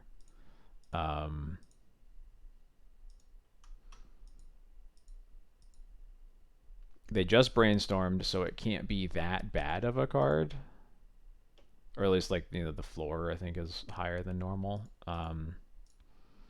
Yeah, I guess if I get to cast this Stoneforge, then it's probably I'm probably going to be able to deal with the griefs anyway. Oh, they take the Stoneforge. Okay.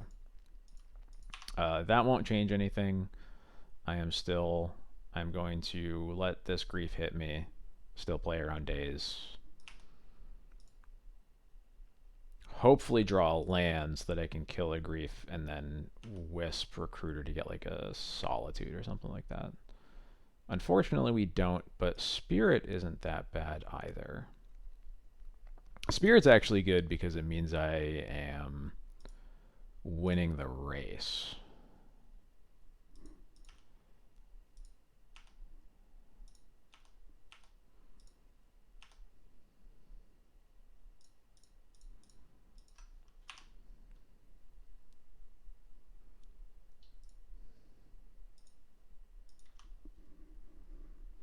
Doing great in between cube rounds, popping in to try and learn more about formats I don't play. Well, hey, welcome. I only play Legacy. It's basically the only format I know, and I like it a lot. The only other format I really know is I have a Pauper Cube, and that's about it. I think that if they were to take Plow, that Flicker Wisp into Solitude would likely be good enough. Maybe there's definitely a concern about how much. Ooh, ooh. Um, there's definitely a concern about how much mana it takes me to get to that point, though. If they take my most efficient card. I assume that this is just going to get their last grief. It could get a Bowmasters, but either way, thank you for putting my Recruiter back into play. They get a Bowmasters. Okay. I like that more because it means that I can recruit for a Stoneforge again, and it will stay in my hand this time. Well, this battle doesn't look great with this Spirit in play.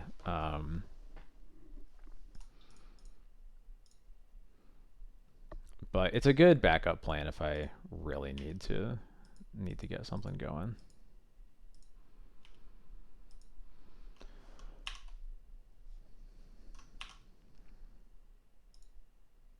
Yep, so the Bowmasters is going to kill something anyway.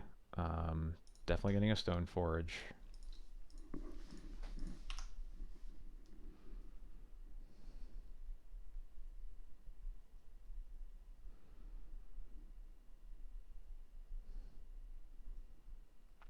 Bowmasters is going to kill something.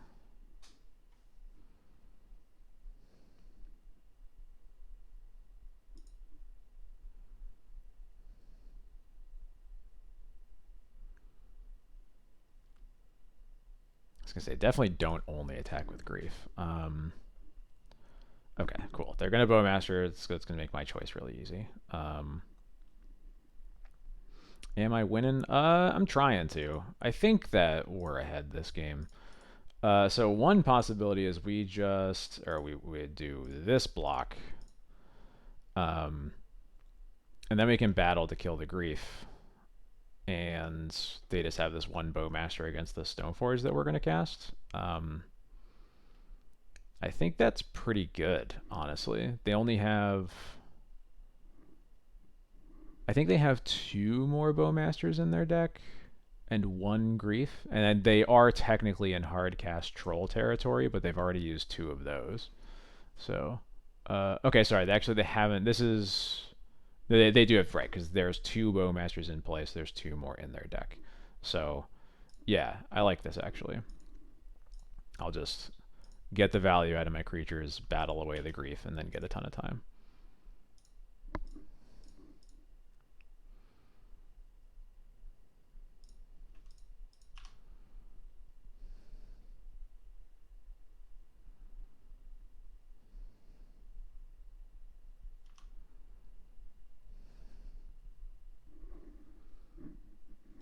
Wait, what's lesbophobic of me? Oh no, I have to look.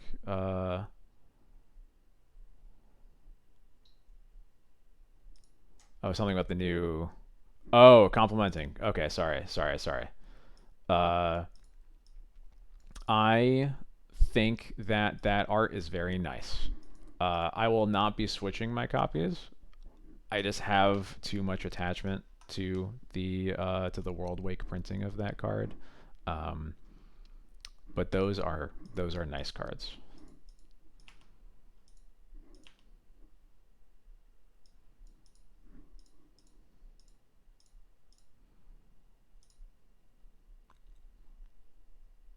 I wonder if I was supposed to actually wasteland them so that they couldn't cast a troll here.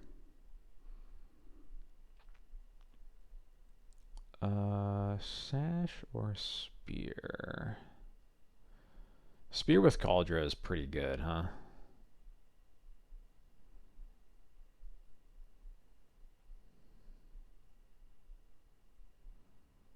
Yeah, Spear with Cauldra beats Troll by itself, actually, I think. So, I think that's the play. Role model, thank you so much for the follow. How's it going? Yeah, so we just need them to not draw a spell to kill this Stoneforge, but they don't have many of them. They've already used it as member, so. And I will not be blocking if they attack. Nintent, thank you so much for the follow. All right, is the game over?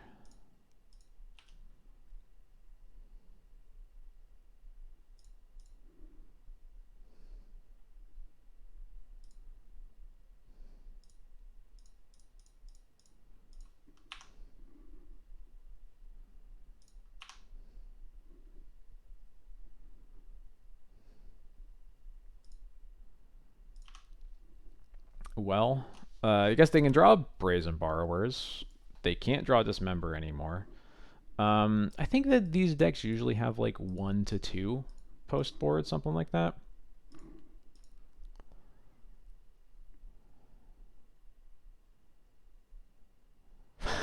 Okay, that's, you know what? Good for them. Good for them.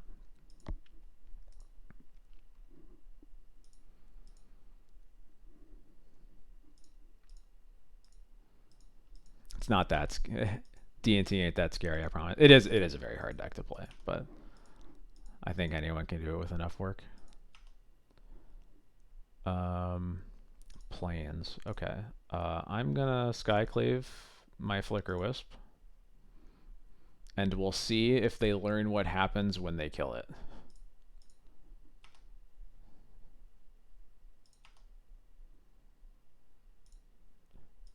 Putting Yoran in my hand is probably better, but I'm excited to see if they try to kill this. For those unaware, there's a very special part of Skyclave, which is that it gives the token to the owner of the card, not the controller of the card as it was exiled. So if my opponent kills this Skyclave, I'm the one who gets a 3/3.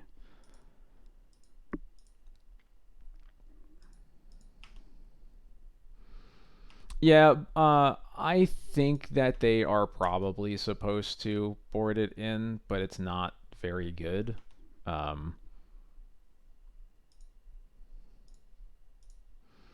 Like, sometimes it will matter, but a lot of the times it just won't.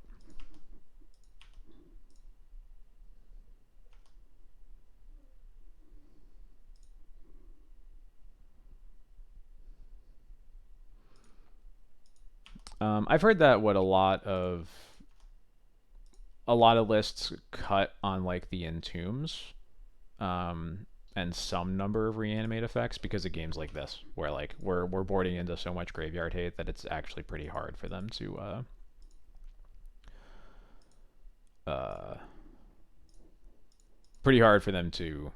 do that half of their deck. Also, Atraxa is like weirdly not that good for them to get, so I think they usually cut that because if they go through the trouble of reanimating Atraxa, and then we just have Caracas, that Atraxa certainly drew them some cards, but it doesn't actually fix much for them. So please, please let this be a Brazen Borrow my Skyclave. I'm begging you. Come on.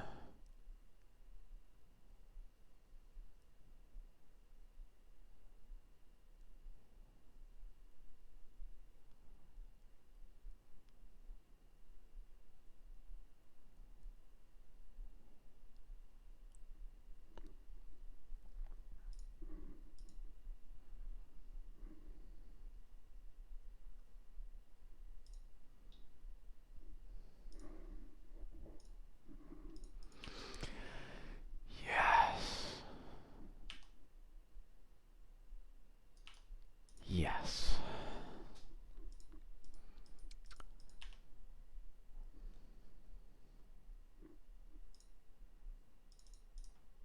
For the love of the game.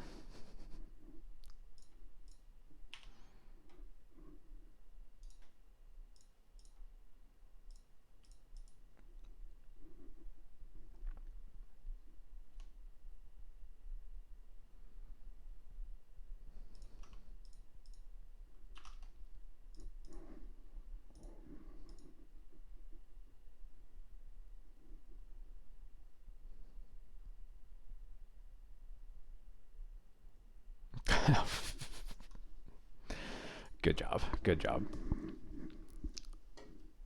Yeah, if you clipped it, please link. I don't think anybody ever really clips stuff. Moments like that don't happen very often. There's like 5 things you can do. They're all good. I picked the one that didn't care about days. That was about it. Even if they have the days, it just doesn't. It's still fine. But you only clip chat out flops. No, I am apparently now paying attention. Sorry.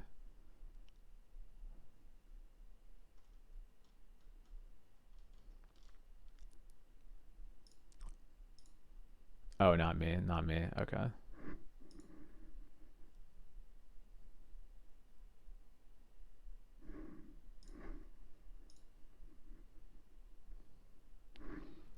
The first 2 matches, this one was against actually someone playing my uh, white black D&T lists.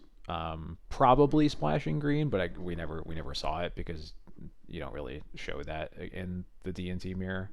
Um, and the second match was against what I believe was Rug Delver, but we never saw the third color. But they very much played like it was Rug. We never saw Bowmasters. We never saw like a questing druid, but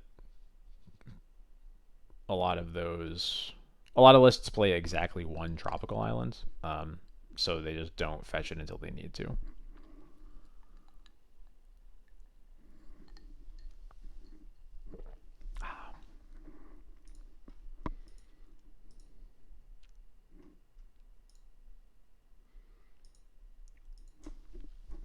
Okay, that's there's a collection of cards. I'd feel better about this on the play, but or if it had a saga. Come on, I've not been drawing many sagas in these games that have been going along.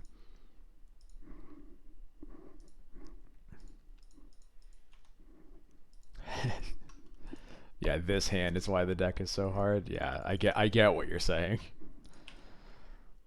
Yeah, I don't think it's an easy keep, but I think it's a pretty safe keep.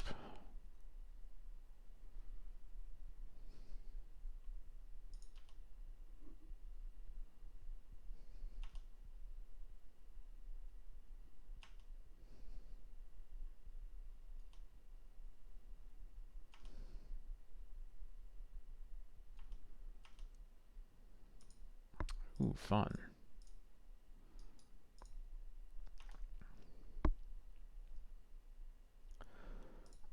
I'm gonna wait on surveilling. Ooh, another saga. That's exciting.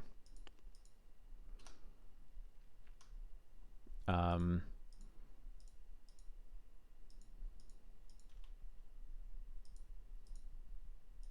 yeah, that's fine. I specifically chose not to cast the Stone Forge in case I want to evoke the Solitude. Especially because if I cast the Stone Forge, then it makes it a lot harder to get my constructs and also do things. So,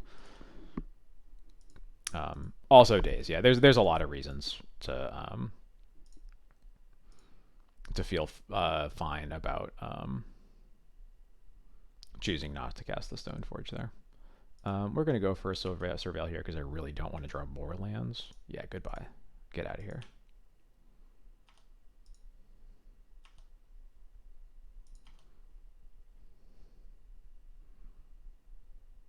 Yeah, I'll go for Mesa. I think I'm supposed to actually just fetch right now. Yeah. If they draw a Wasteland, then if they just play the Wasteland, I can't actually get my construct before they can kill my Saga. They kept this card on top. So this is the hard cast Grief. Okay. Yeah, I'll let that resolve.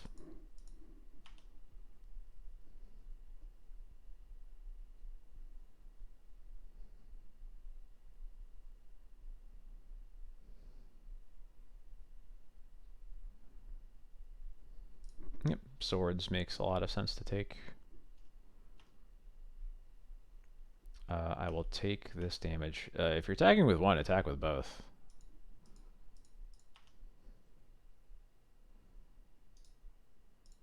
I think that's someone overvaluing Bowmasters being in play. But I wasn't going to take the block either way, so...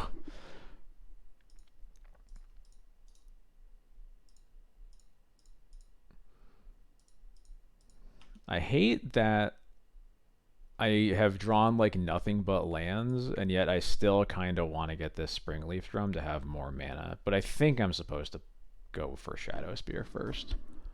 It's annoying I can't equip it this turn, but I'm pretty sure we're supposed to just have it to stabilize well. I could play Saga, but I am, again... I'm dictating what my mana is going to be doing for another 3 turns. Or I guess another 2 turns. So I think if we're doing that, we're basically guaranteeing that we're... As soon as something is getting discarded from our hands, we are pitching Solitude to Stoneforge. Or pitching Stoneforge to Solitude, because we're never casting either.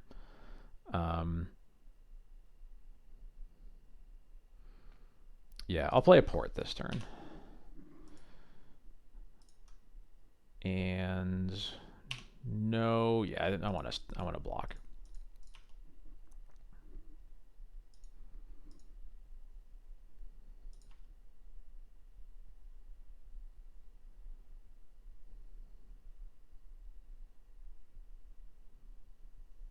Yeah, there wasn't. Yeah, exactly. We're not equipping Spear forever. I think next turn is going to be cast Stoneforge, equip Spear. Or play Saga, cast Stoneforge, equip Spear. Turn after that is probably going to be like, if Stoneforge lives, put in whatever it is. Otherwise, make a construct port, something like that.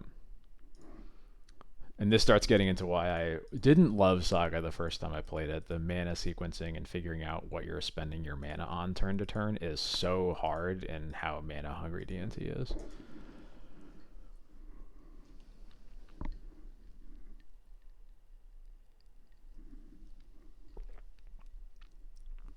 Hard cast Grief. I guess I could just pitch the Solitude now.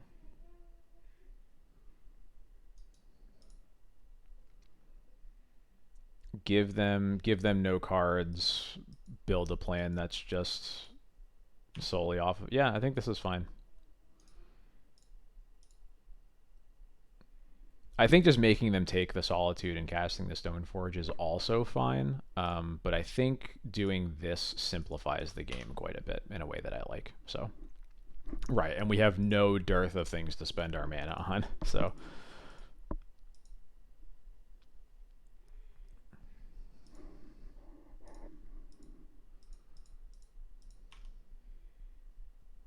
Nice, we drew a Stoneforge anyway. We're so good at this game.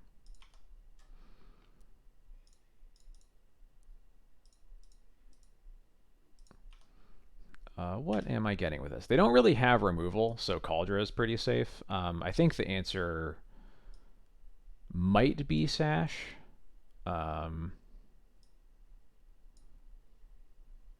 Sash is a very difficult card to use while making constructs, though. But that might just be the best way to not lose. Like, I'd rather not make a construct if it means that they can't reanimate. So I think Sash is worth it. And then we will equip Spear to one of the constructs. In D&T, you always cast at least one spell unless your opponent somehow kills themselves, which has happened. Let's be clear. Yeah, this trade is totally fine. I definitely had a match, not in like a tournament or anything. It was in like a college league, basically, where my opponent He was playing like a very it was a bad deck. Let's be abundantly clear. It was like yeah, I know Arwag League story. Yeah, they played a it was a Sackland Storm deck. It used like the Sacklands from Invasion, I think, something like that. Um, it was a very inconsistent deck, to say the least. And my game actions were game one, I lose the die roll, take a mulligan, and they kill themselves. And then game two, I play a plains, cast a vial, and then they kill themselves. Just killed themselves on their turn one both times.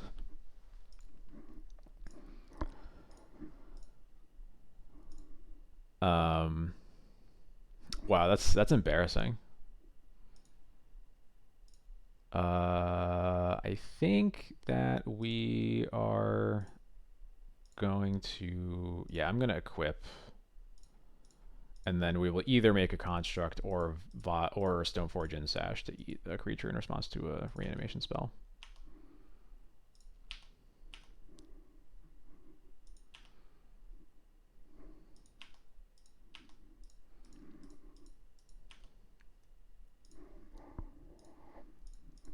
That is not what RWAG stands for, unfortunately. That's a good acronym though.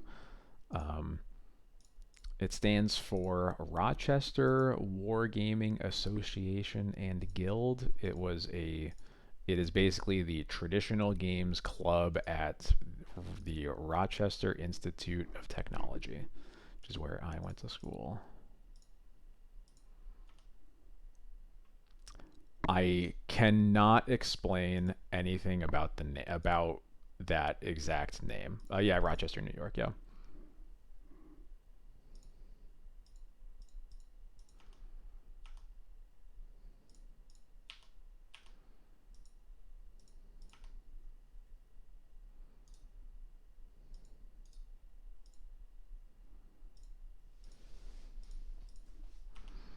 I'm just taking random game actions at this point because how are they gonna beat this? Oh, nice. Yeah, I do not live there anymore, but did for a long time. All right, bring in the cages, the ley lines, the priest, rest in peace, battles. Cut the Loran, the Thalias, the Sams, and then what was the last cut last time?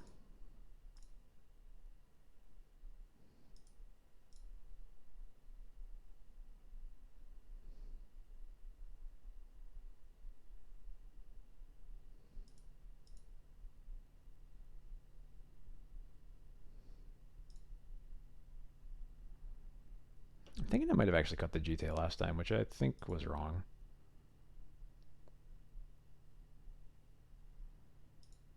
I'm supposed to cut a Skyclave instead. GTA is like not great, but I think you need your equipment to stabilize a lot of the time. And Skyclave is very cuttable. Basically answers grief and more or less nothing else. Technically can answer an animate dead, but that doesn't happen very much. So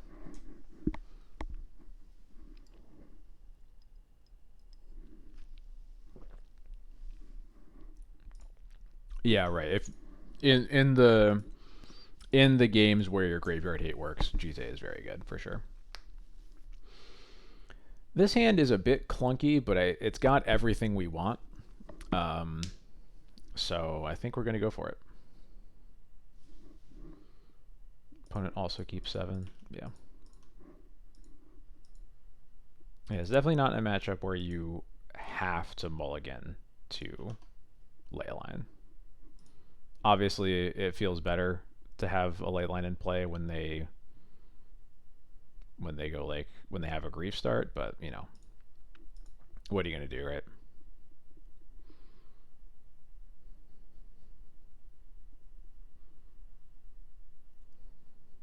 Our hand is literally not even that bad against this because we just have so many cards that matter.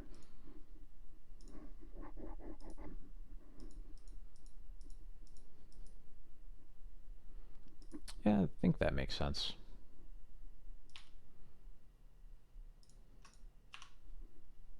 That's a good draw.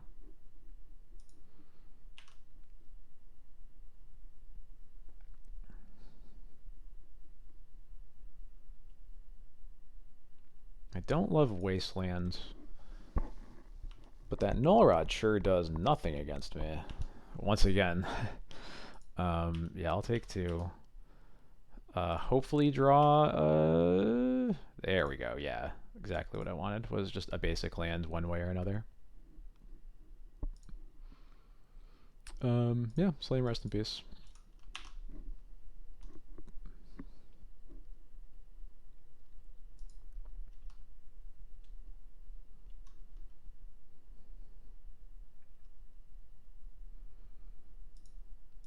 And I think this is a spot where I'm pretty happy to just... Ooh, another basic, even better. Just 1 for 1 with my battle.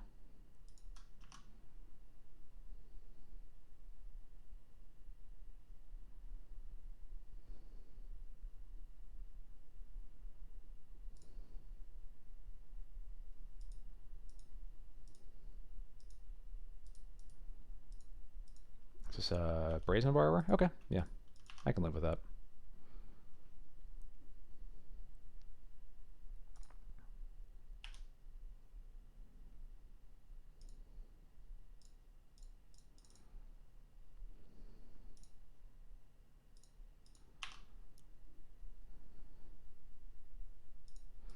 It's going to be annoying if they have a Bowmasters.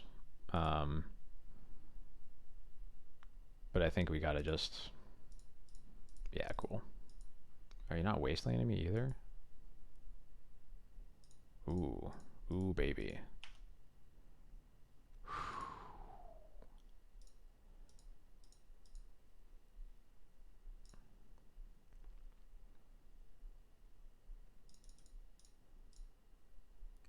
Yeah, before you wasteland me, I'll just cast the Solitude.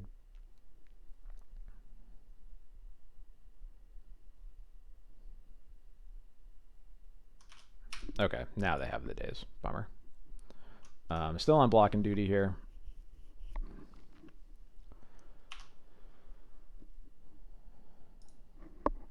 This would be an amazing spot to draw Jite, actually. Caracas would also be nice.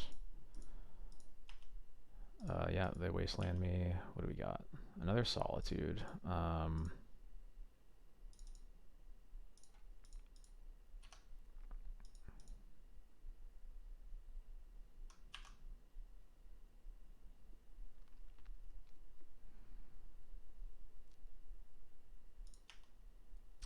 Oh, right, they have Null Rod. Jite would not do anything. Just kidding. I'll play this cage just in case. Yeah.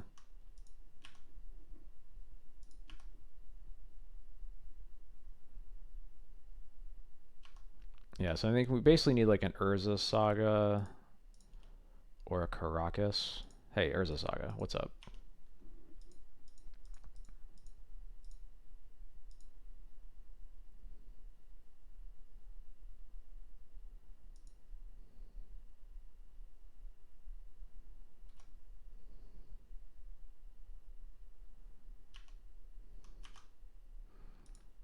And I think I'm going to cast the Solitude in their upkeep.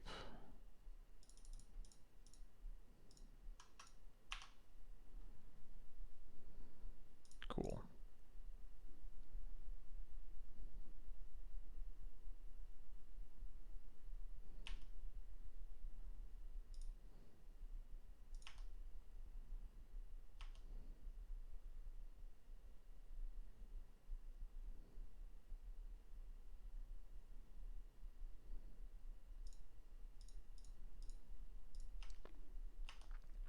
Okay. Yeah. Cool. Oh yeah, we are making an Urza Saga construct to block Torok.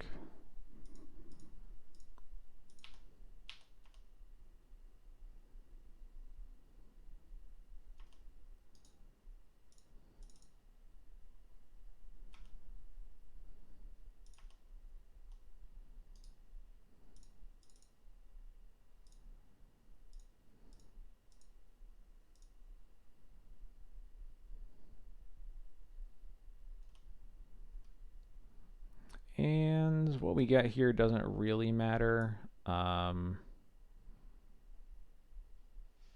In case we draw an answer for the Null Rod, I'll go for Shadow Spear.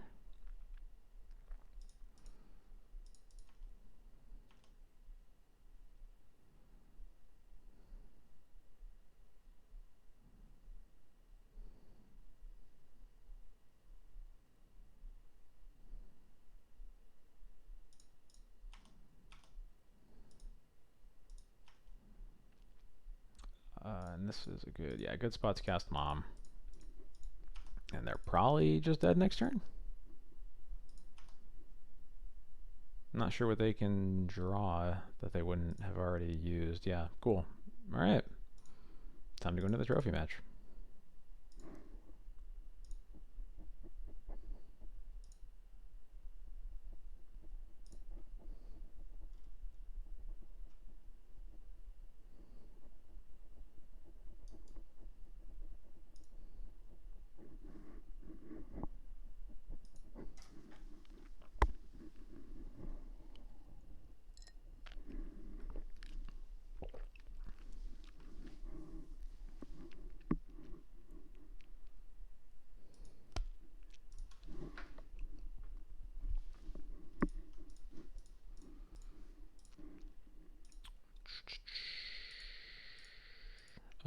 Yeah, I will keep this. We better on the play, but I'll keep it. Do I think this or the white, black, green version is better? I think that the black, it's hard to argue against the black version strictly on power level. I think that this build probably helps in some matchups. I think notably, Saga is specifically very strong against Rescaminator. I think it's a big reason to be playing it. Just to have a so that you can have a card in your hand that does stuff that can't get griefed. I am not sure that Saga is where you would want to be specifically against the control decks. That's probably where I'd have the most concern. I'm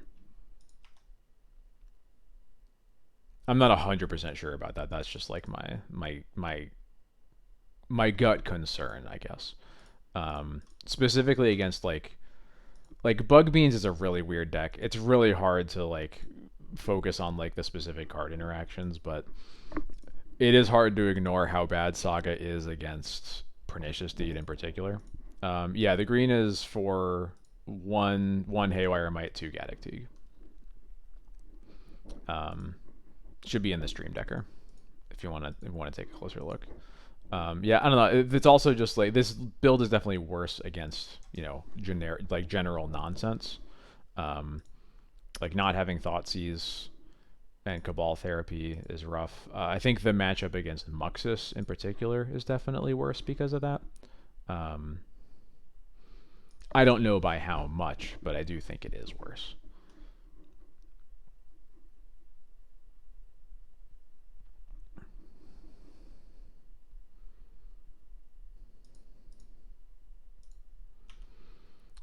So I want to port them, but I might have to play this Portico.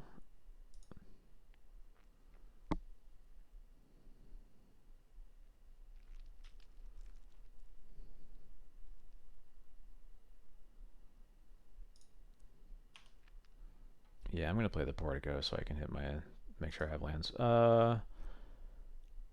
Yeah, I think that I want more white sources for this Lion Sash.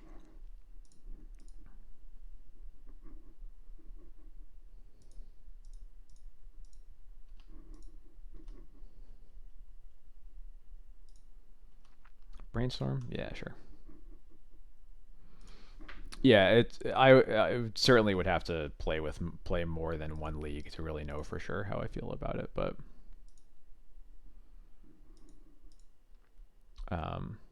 yeah, that's another reason I was kept to the plains was in case they had a wasteland, which they did. So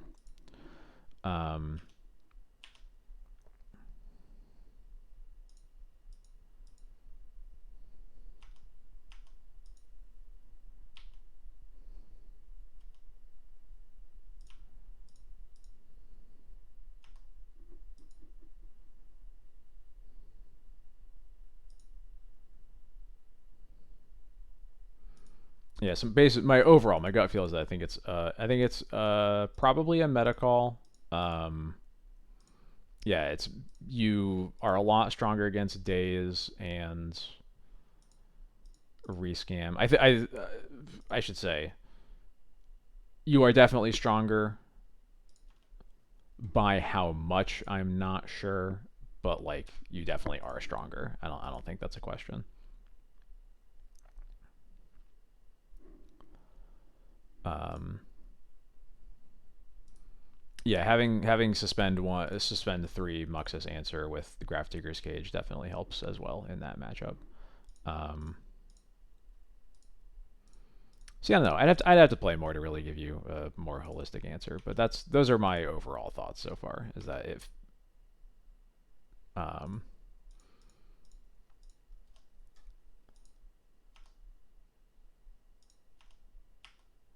the it's definitely feels like a pretty good like shift specifically against a lot of the top decks right now. Yeah, I'm gonna cast the Stoneforge.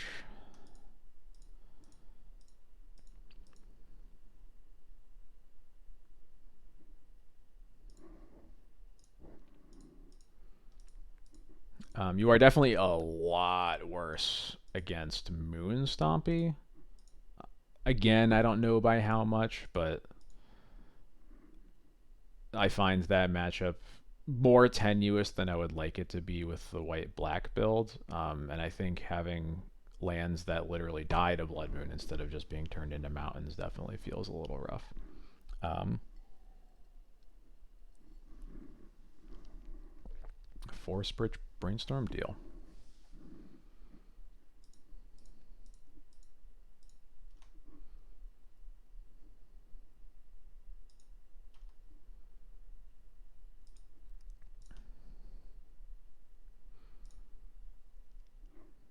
Similarly bad. You only played once. Yeah, it. Those are. Don't tell me they are fucking stifle deck. Okay, sure. Um,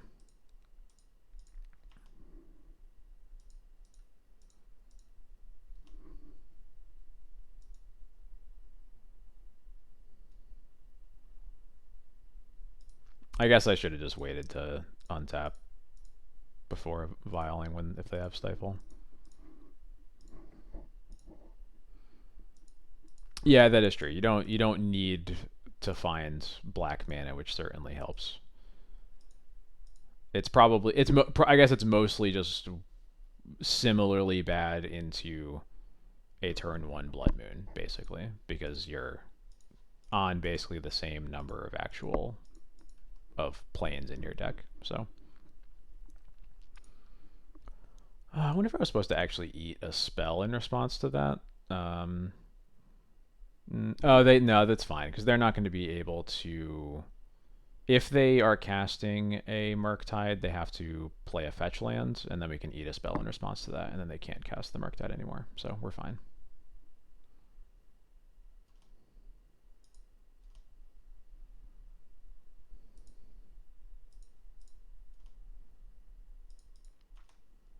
But there's definitely a lot of damage.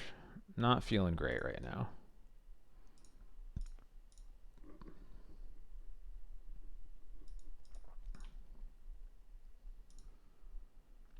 Do we go up to 5? I don't think so. I think we're just keeping this on 3 and drawing. Mother of Runes.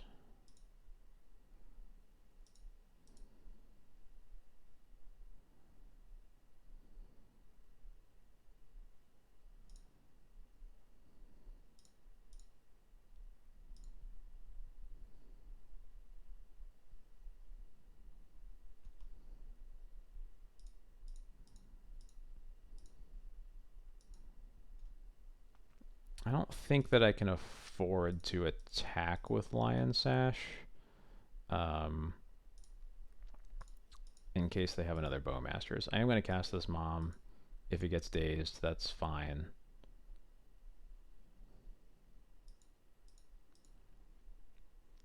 I guess also if he gets Bowmastered, it's also fine. So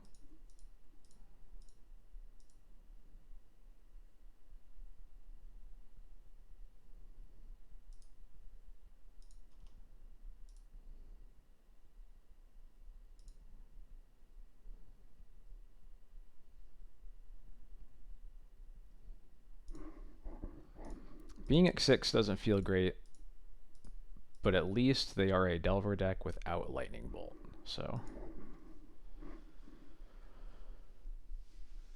as long as we keep more stupid idiots out of play, we should be fine. Although I guess they... Oh, whoa, I thought we were going to their turn. Whoops. Okay, well... They waited so long, I thought we were in their end step. That was a goof. Okay, cool. We're fine. So they are going to be able to cast a Murktide this turn. That's definitely a problem. I wonder if we were supposed to just eat spells with Sash instead of cast my dudes. Not sure.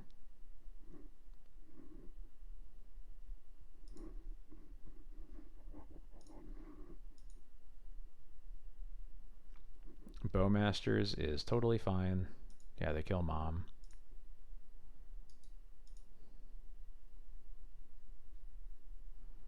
They can't attack, which is good for me. Vile is definitely ticking up at this point because we want to get up to Yorion. Okay.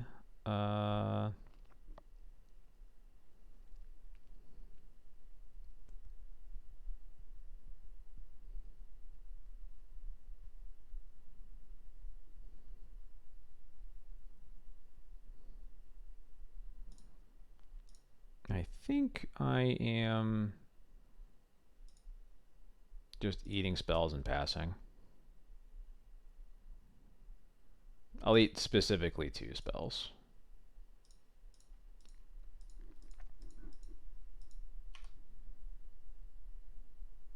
I guess I can attack with Thalia safely. Yeah, I can attack with Thalia.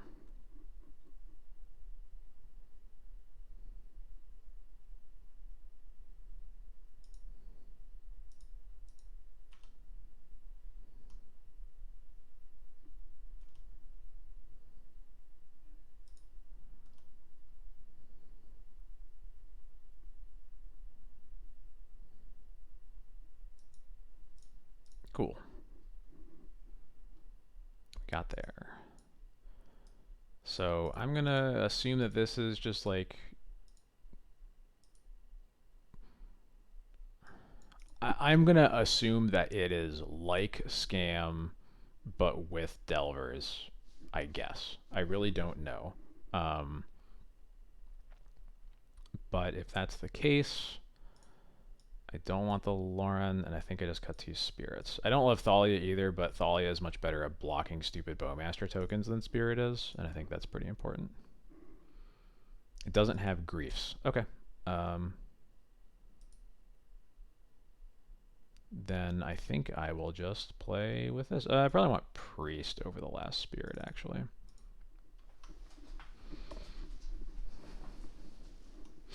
Unless it just doesn't have reanimate at all, which seems weird to me, but...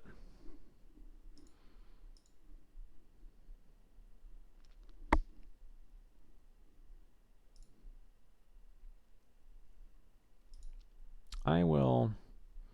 I think Spirit and Priest are both good and bad for different reasons, so I'll just play the one that feels better if they're doing something dumb. Yeah, it's a different kind of scam. It's a much easier scam. Oh, did I big Evan for a minute? All right, fine. You got me.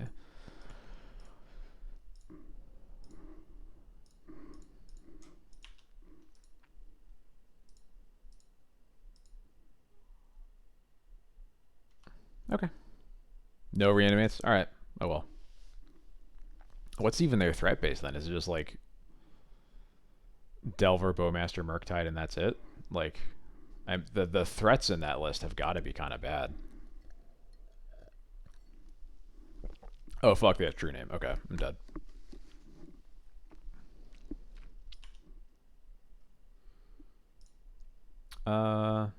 Yeah, we're gonna surveil. Probably keeping most lands. I'm not keeping a Thalia here, I don't think.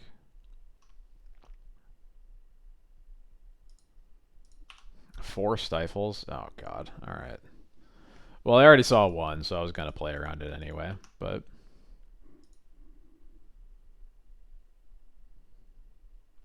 I would like them to not do that, please.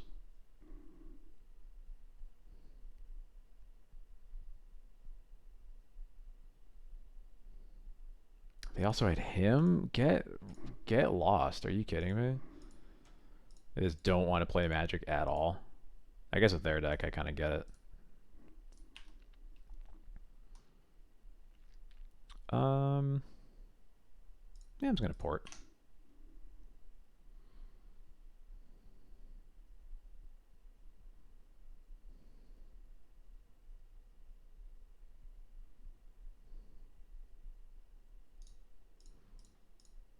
Stifle my port activation, I dare you. Hello. Hello, Chestnut. I'm doing pretty well. How about you? Oops. I did not mean to press that. Goodbye. Ooh. No third land, huh? Is it worth going hard on the mana denial then?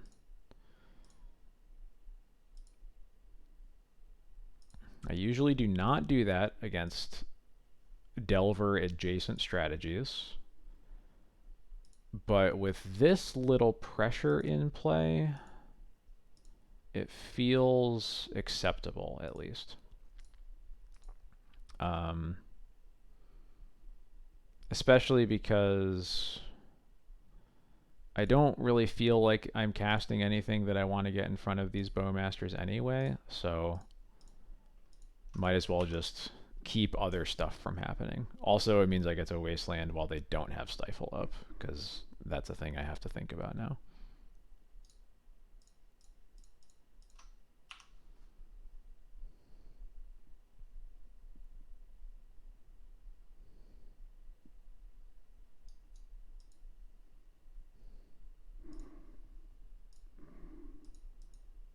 I was so hoping they were going to stifle it.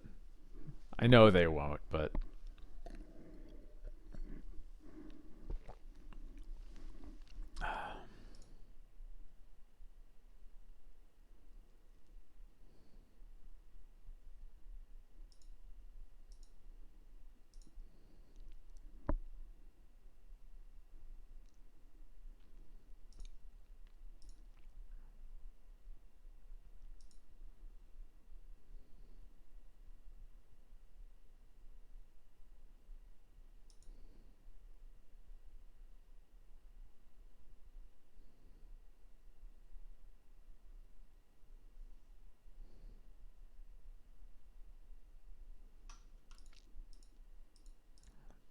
they have finished brainstorming. Basic Islands. Okay.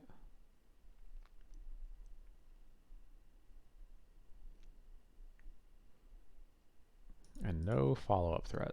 Feels like that's looking a lot like a stifle.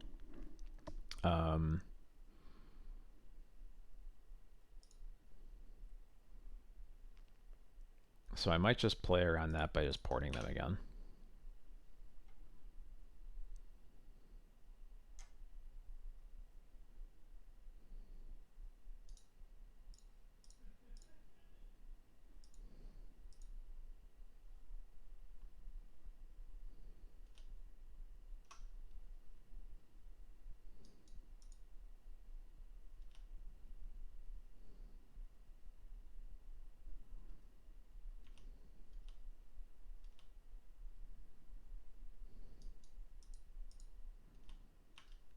Yep, I take a couple damage.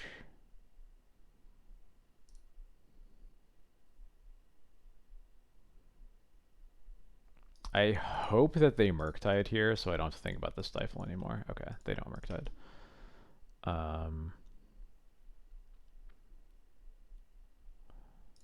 Yeah, we'll play Mesa.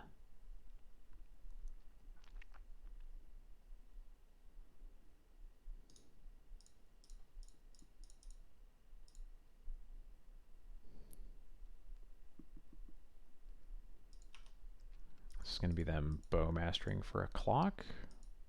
Nope. Okay.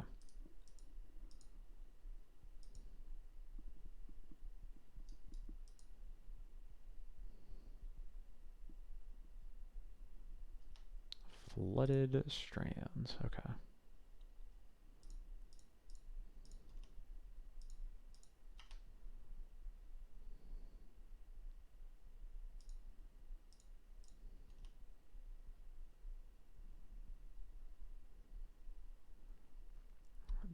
This here is the Murktide. Got it.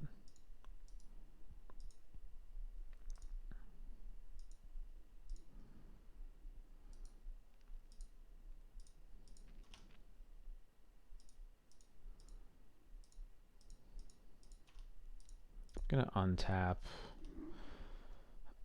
Would you play a Surveil land even if you had no splash color? I think the more important question there is, would you play fetch lands if you didn't have a splash color? Because I think if you are playing fetch lands without splashing, you are probably playing a Surveil land, but I'm not sure that you want to be doing that in the first place.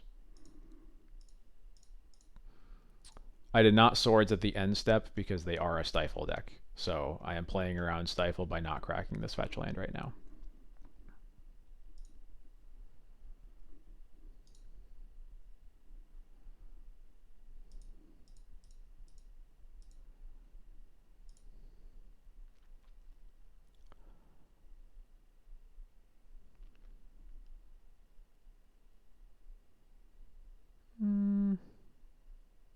Yeah, I'm going to cast Jite.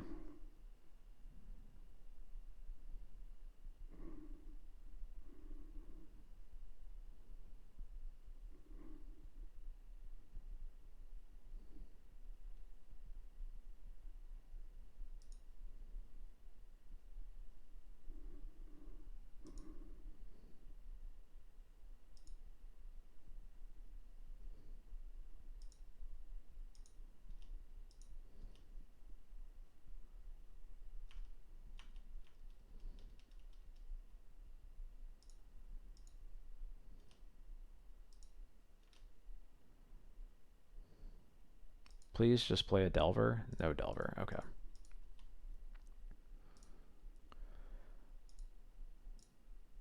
Let's see if this gets them to stifle. Nope. Okay.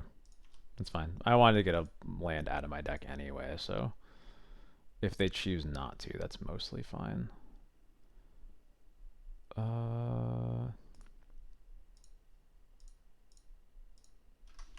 Nope. That should be white mana. There we go.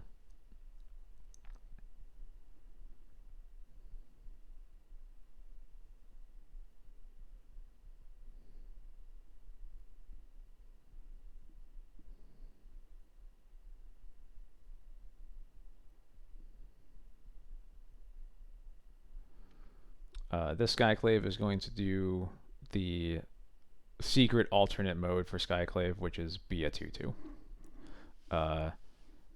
Do not exile your opponent's Bowmasters. It is just not worth it. All you're doing is making it so that their removal spell makes their creature bigger. And if they don't have a removal spell, the Bowmaster can't attack anyway. So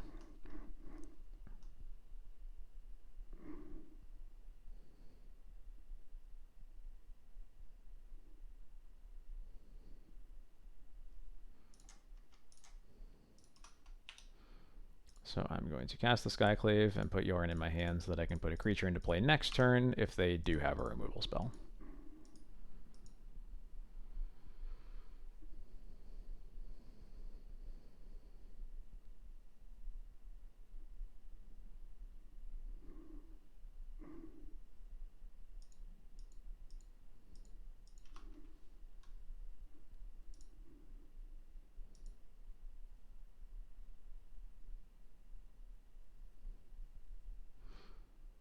If they attack, I will not block because that probably means a Bowmasters. I would rather wait until next turn to guarantee that if Bowmasters is their removal, I just wait until next turn because that means that I get GT counters.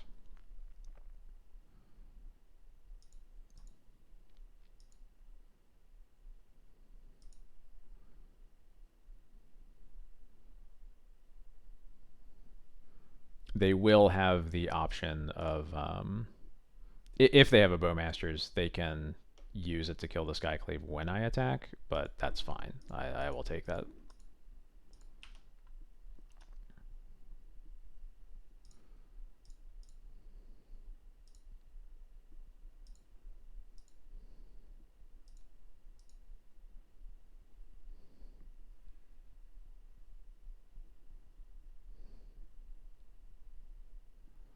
It just buys so much time that doesn't really matter to me that the Skyclave gets answered. I can hardcast the equipment, but I have more important things to do, especially when like I have been playing around days for a long time. It's also just worse than going for GT.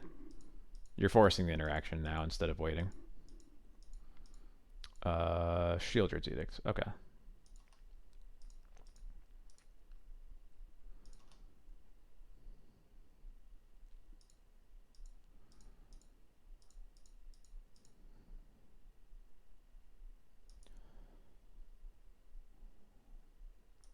Yeah, I can wait one turn.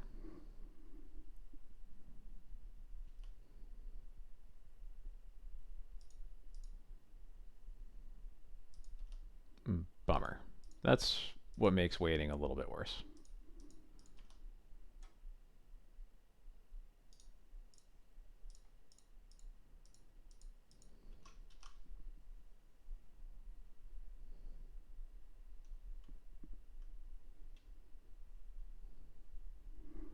The upside to waiting was again playing around the days that they have not that I have been playing around for a very long time.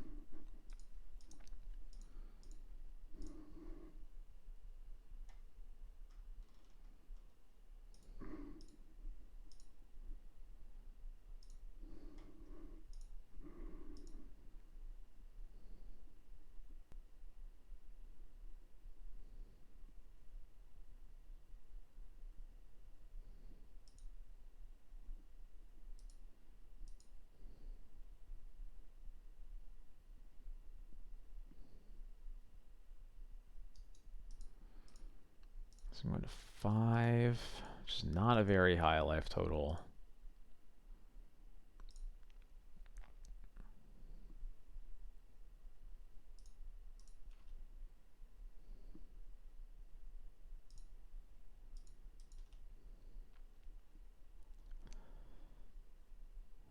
That might work out well for me. We'll see. Oh, whoops. This needs to tap for white. There we go.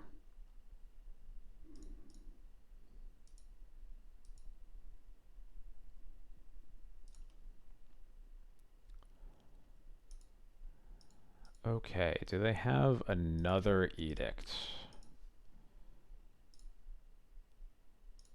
Basically, do we... I guess there's no point in holding up Caracas to protect Yorion if we are equipping Jite, because if we crack this Marsh Flats to equip instead, then we're going to 4, so protecting Yorion means we're dead anyway. So the question is, would we rather be able to bounce Yorion or deter attacks with the Jite equip? And I think the answer is the Jite equip. I think.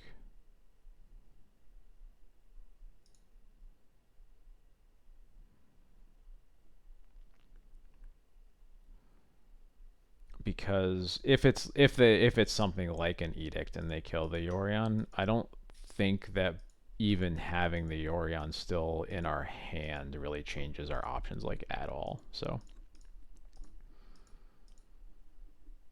I think we're supposed to just go for this now. And if they have an edict, I think we have to stop that like exactly Solitude anyway. So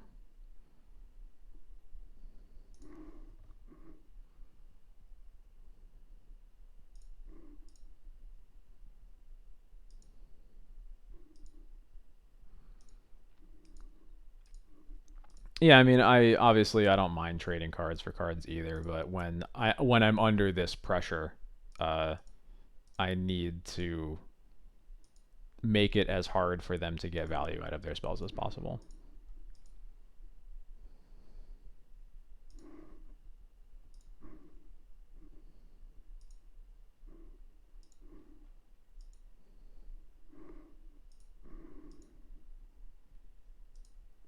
They stifled the GT equip. Okay, that's fine. That they can have that one.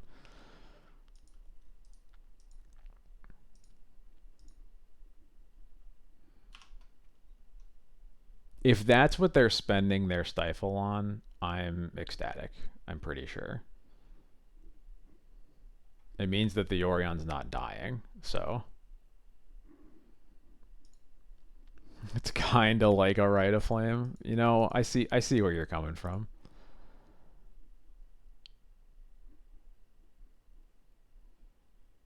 I assume they're just going for max damage. Yeah. I can't imagine a spell that kills Yorion regardless of what I block. So, what are you doing? Casting Murktide. Okay.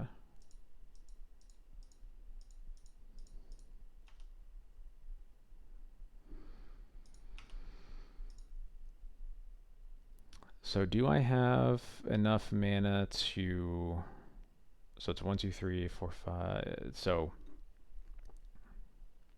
1, 2, 3, 4, 5, 6, 7, 8. I can have a maximum of 9 mana if I go to 1. Equip Jite, attack. Murktide blocks it. Cast Battle of Bywater. I go down to 4 mana. But that kills the Murktide. I have 2 Jite counters, and I can activate constructs. Yeah, this is the play.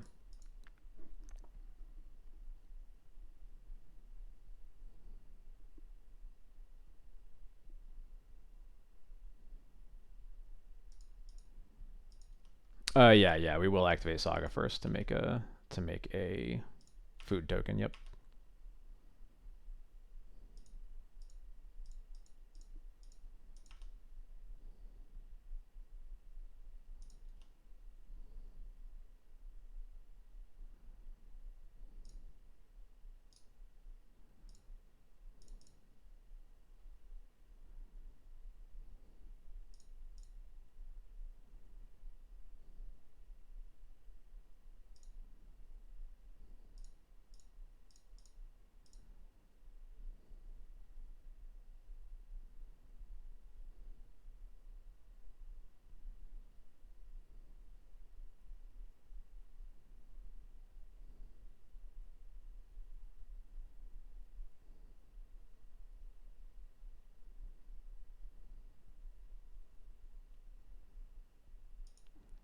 All right.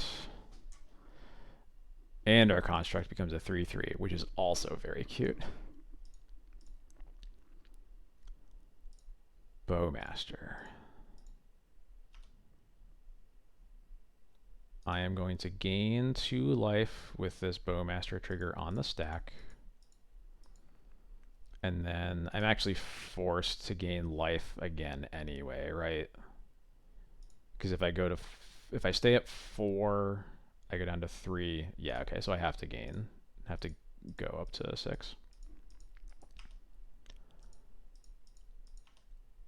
And I am dead to... No, I'm not dead to another Bowmasters. Another Bowmasters will put me at 1. Fatal Push isn't good, but doesn't kill me again unless they have a Bowmasters.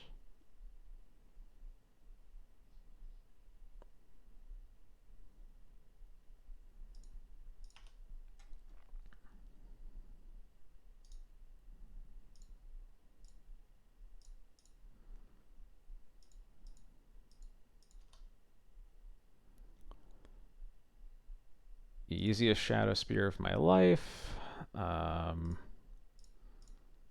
Equip Shadow Spear. Equip Jite.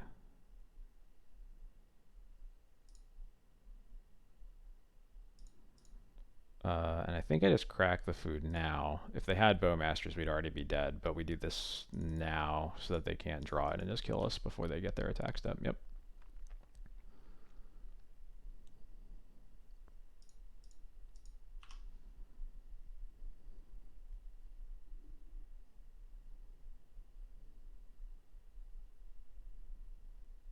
That's so fucked up.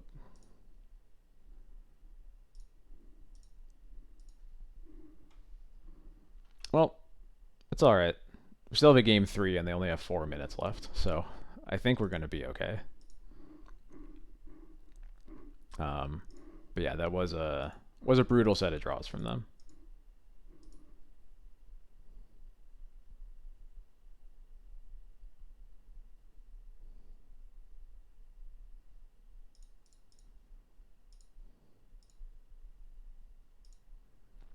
Nope.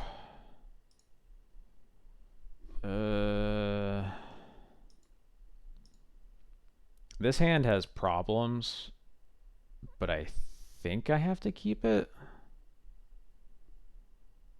At least I have a very easy card to put on the bottom, and we get to dig towards our third land. Yeah, we keep this.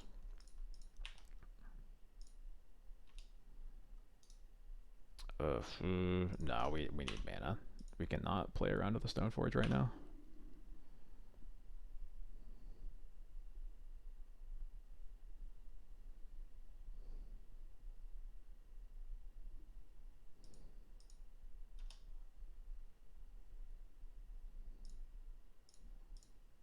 Gives me a little bit more hope.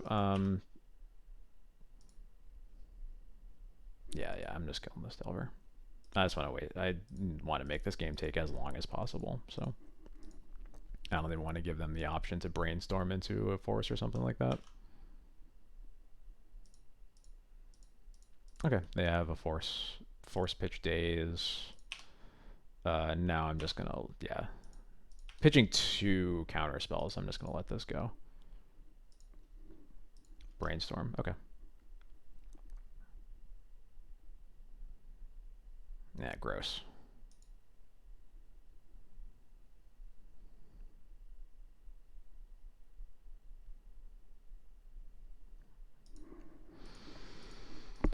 Okay, yeah. That was about as bad as it could have gone. Okay, that helps.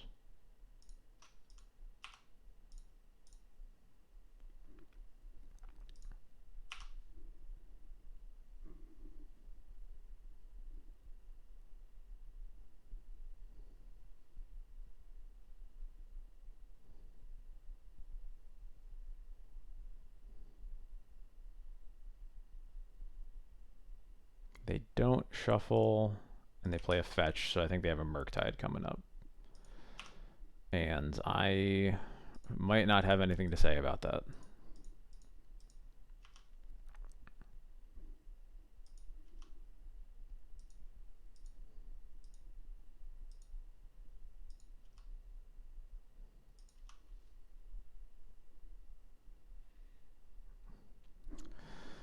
Yeah.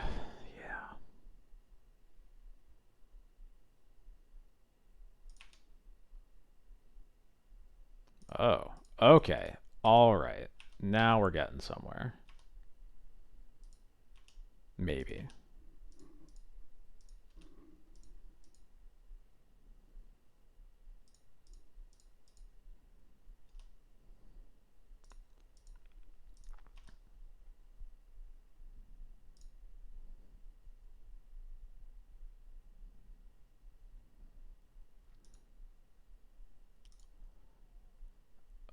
Do I do this now or do I wait?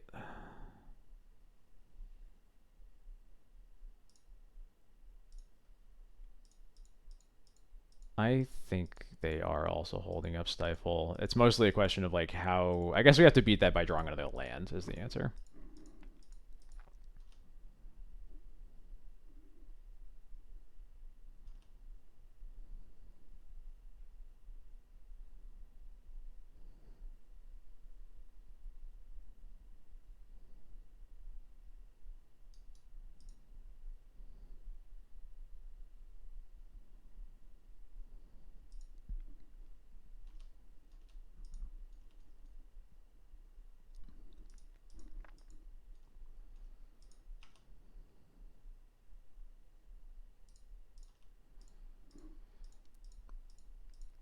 Okay, now I think this is another Bowmasters they're holding up.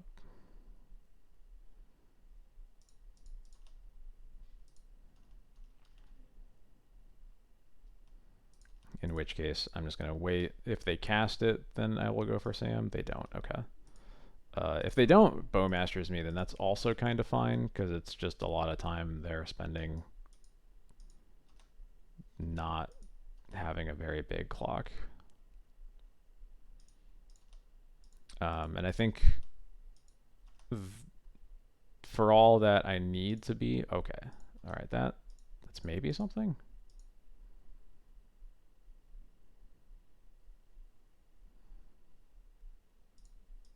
Right, it is not something. Got it.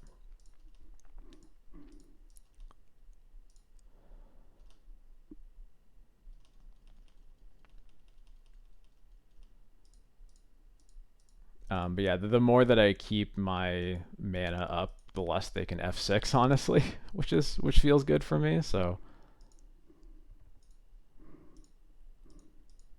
well, I would rather have drawn a Karak. I would rather have drawn literally any white source so that I can still Samwise back this Windswept Heath, even if they stifle it.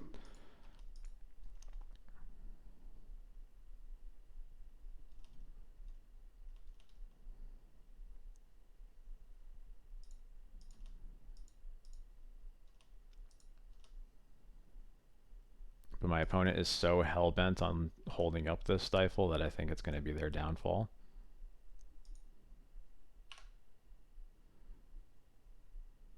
They have to kill me faster than this, and they're just not. Okay, now they're starting to. But I still don't. I think if I crack this fetch without something to do, I'd still just lose. Okay. Crack my fetch land. You got it.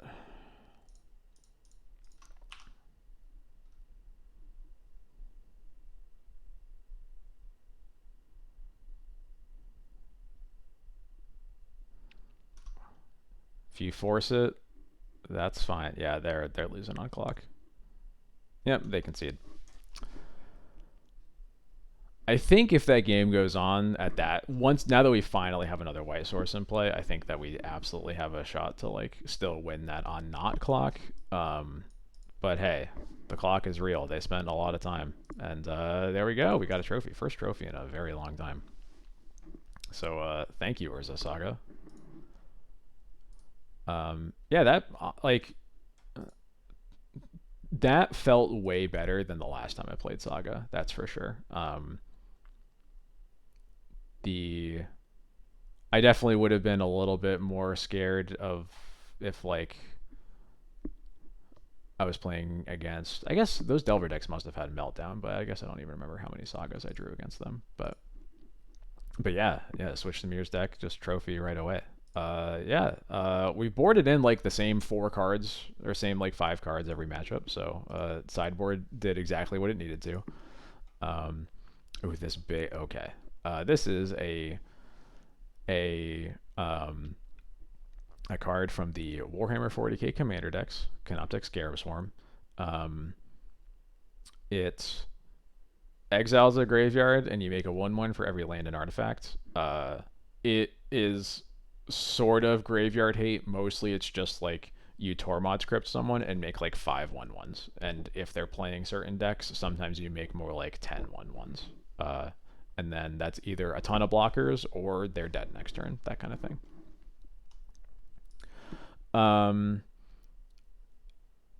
the at the start of the stream I mentioned I mostly played this because I haven't really been feeling like there's much innovation to do on the white black list.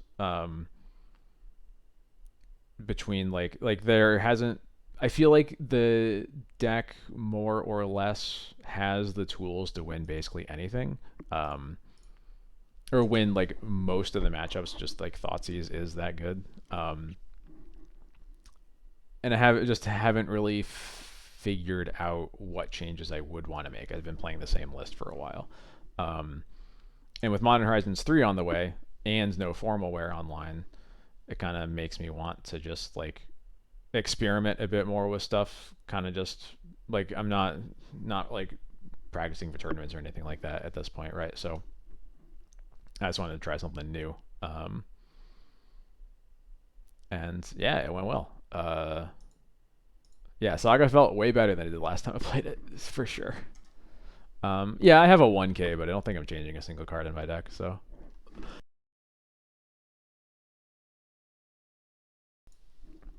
uh,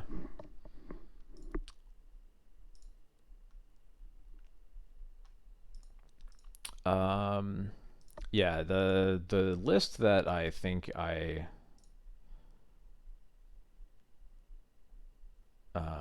guess the last 1K I would have played was before formal wear. So I'll have to post a new deck list pick on Twitter when I go to that. But um, the Springleaf Drum was fine. I think you absolutely need a mana source off of your Urza Saga in some way, and I was glad that I had it as an option. Uh, I did draw it once, and it was kind of bad, but it was also a very weird game, so I don't want to, you know, talk about it. Talk about a single instance of drawing it. But yeah, I think you probably need to have drum or something like it. So yeah, I don't no literally no shade to Yoshiwada at all. I don't really like his list. I think they make a lot of weird choices. I don't like Sarah Paragon as a card at all. Well, okay. I love the text box on Sarah Paragon, and in the realm of 4 drops that you can't recruit for that are really good value engines, I think it's a pretty cool card. It's not one that I'm interested in putting into my deck, um, especially in paper, uh, where pre-war formal wear does a much better job of it. Um, yeah, exactly. Non-recruitable grindy 4 drop. Yeah. Pre-war formal wear does what Sarah Paragon does a lot better. You can't buy lands back, I guess, but like I don't consider that to be a huge part of it.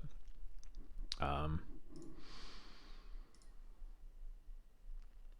and also, I understand. I totally understand where people are coming from when they cut Jite from the list. I think that moving it to the sideboard is something that I can potentially see doing. I think cutting it completely from the deck is kind of irresponsible. And he's had it cut for a very long time. Um, so yeah, it's just like that. A couple other choices with his decks that I'm just not a huge fan of. But he does well with them, so he's definitely a good player. So, do you want me to bring down 4 Saga for you next month? I am good, but thank you. I appreciate the offer. Um,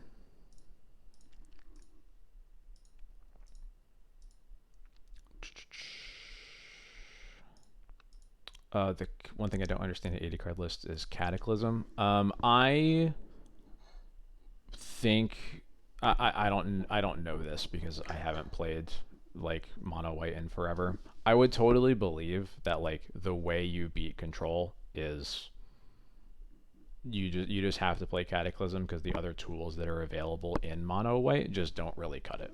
Um, I would totally believe that.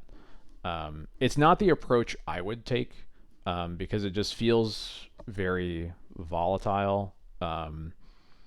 And also, I feel like the reason you lose that matchup a lot is because you just can't pressure their force of wills enough. Um, and I don't know. I feel like once your opponent is going off with beanstalks, casting a cataclysm is too late because it's just never going to resolve anyway. And certainly that's a you could take that issue with a lot of cards. That's a big reason I like Teague in the matchup. Teague eats Force of Wills or keeps them from being cast, right? The list that I am playing this weekend, I will show it real quick because it should be more or less. Nope, not this one.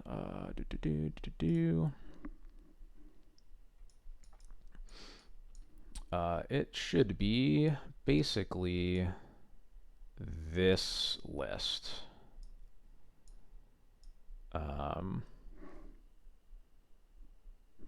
Oh, the lands are off here. I'll switch in here. I'll switch to card view. That'll help. Oh, and any second now, I'll have this looking right. Okay, here we go.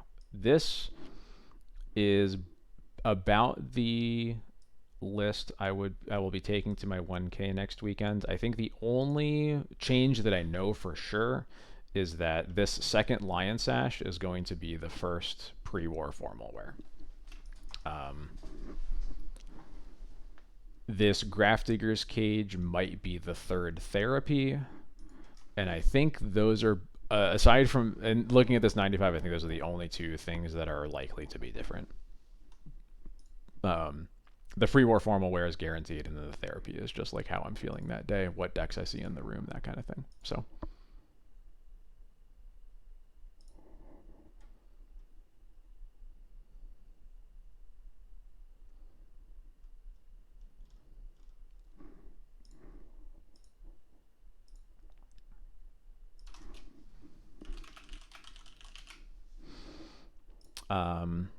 So yeah, that's where my head is at.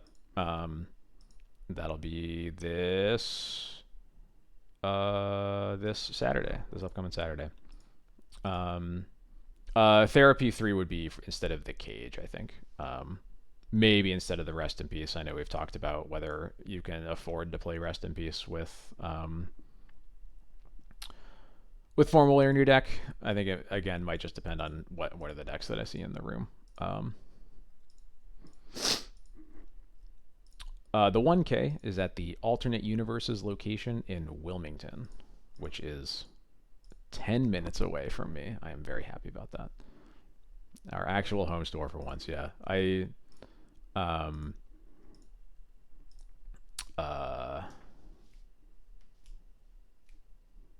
Yeah, I went to the I usually go to the Bluebell store for 1K for FNMs and things like that, so.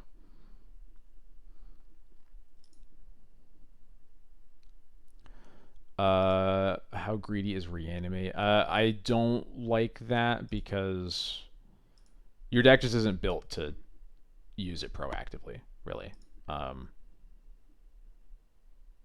think that's probably the biggest complaint with it, and I don't think that really solves the matchups you care about.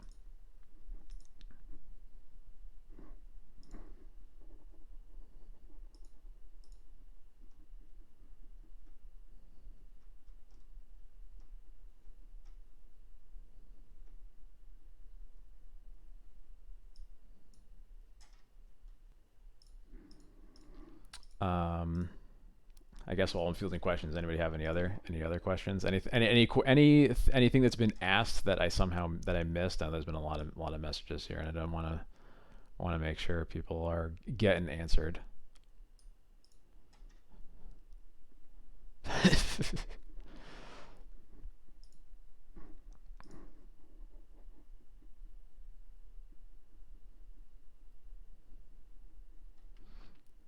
Even queue for MCAM draft for 30 minutes. I can't. I have to go to sleep. I have work in the morning.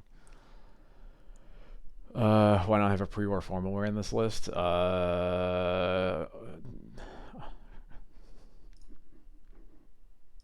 Mods, get them. What's the best ship out of this list I'm gonna say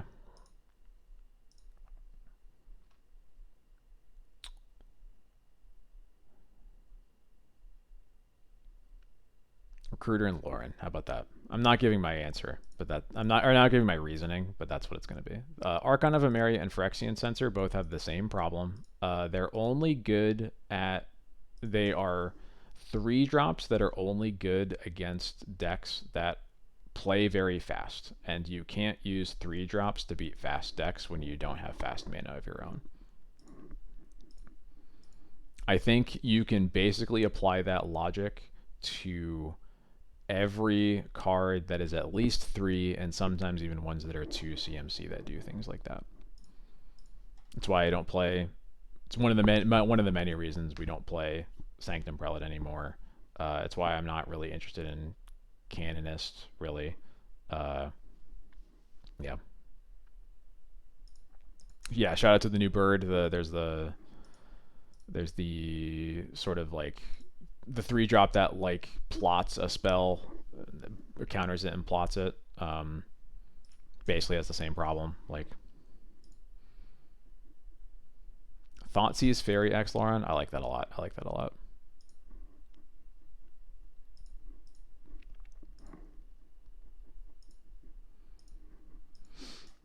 High Noon makes me mad because it means that we're probably not getting a ley line of Rule of Law in Modern Horizons 3, which was a wish list card. That's the worst part about it.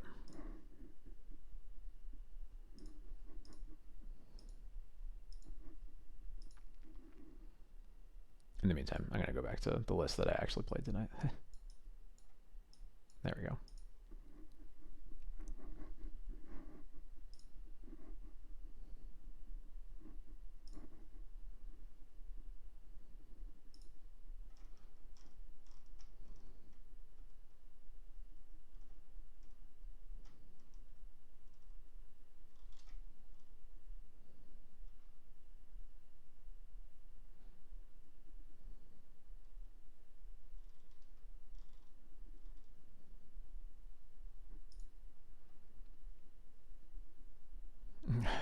Decided it was Bringe. Everyone make fun of the typo.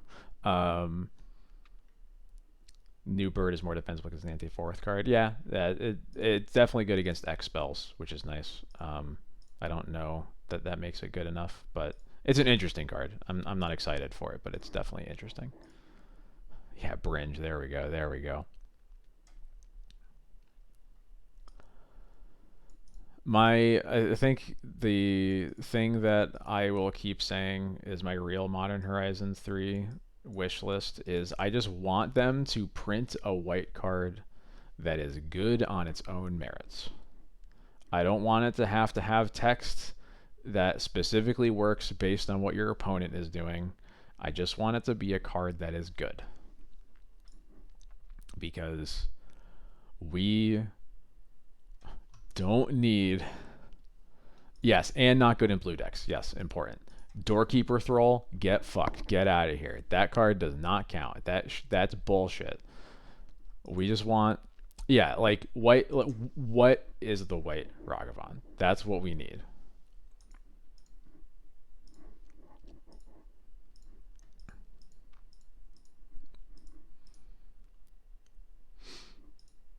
Anyway,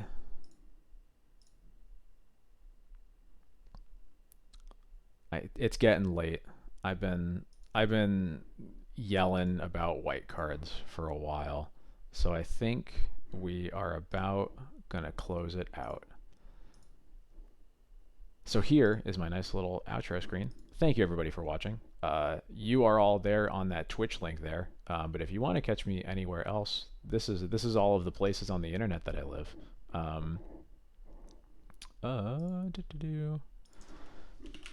If you missed any of this VOD and or any of this stream and want to check it out, you can go to my YouTube. All the VODs from my streams end up on YouTube eventually. Usually the next morning, unless I forget. Wouldn't be the first time. And yeah, follow me on Twitter if you want to hear me yell about formal wear still not being on Magic Online.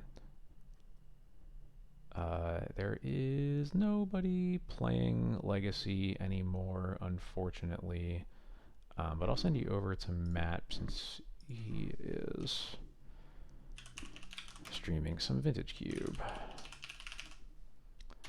Thank you, everybody. Whoops.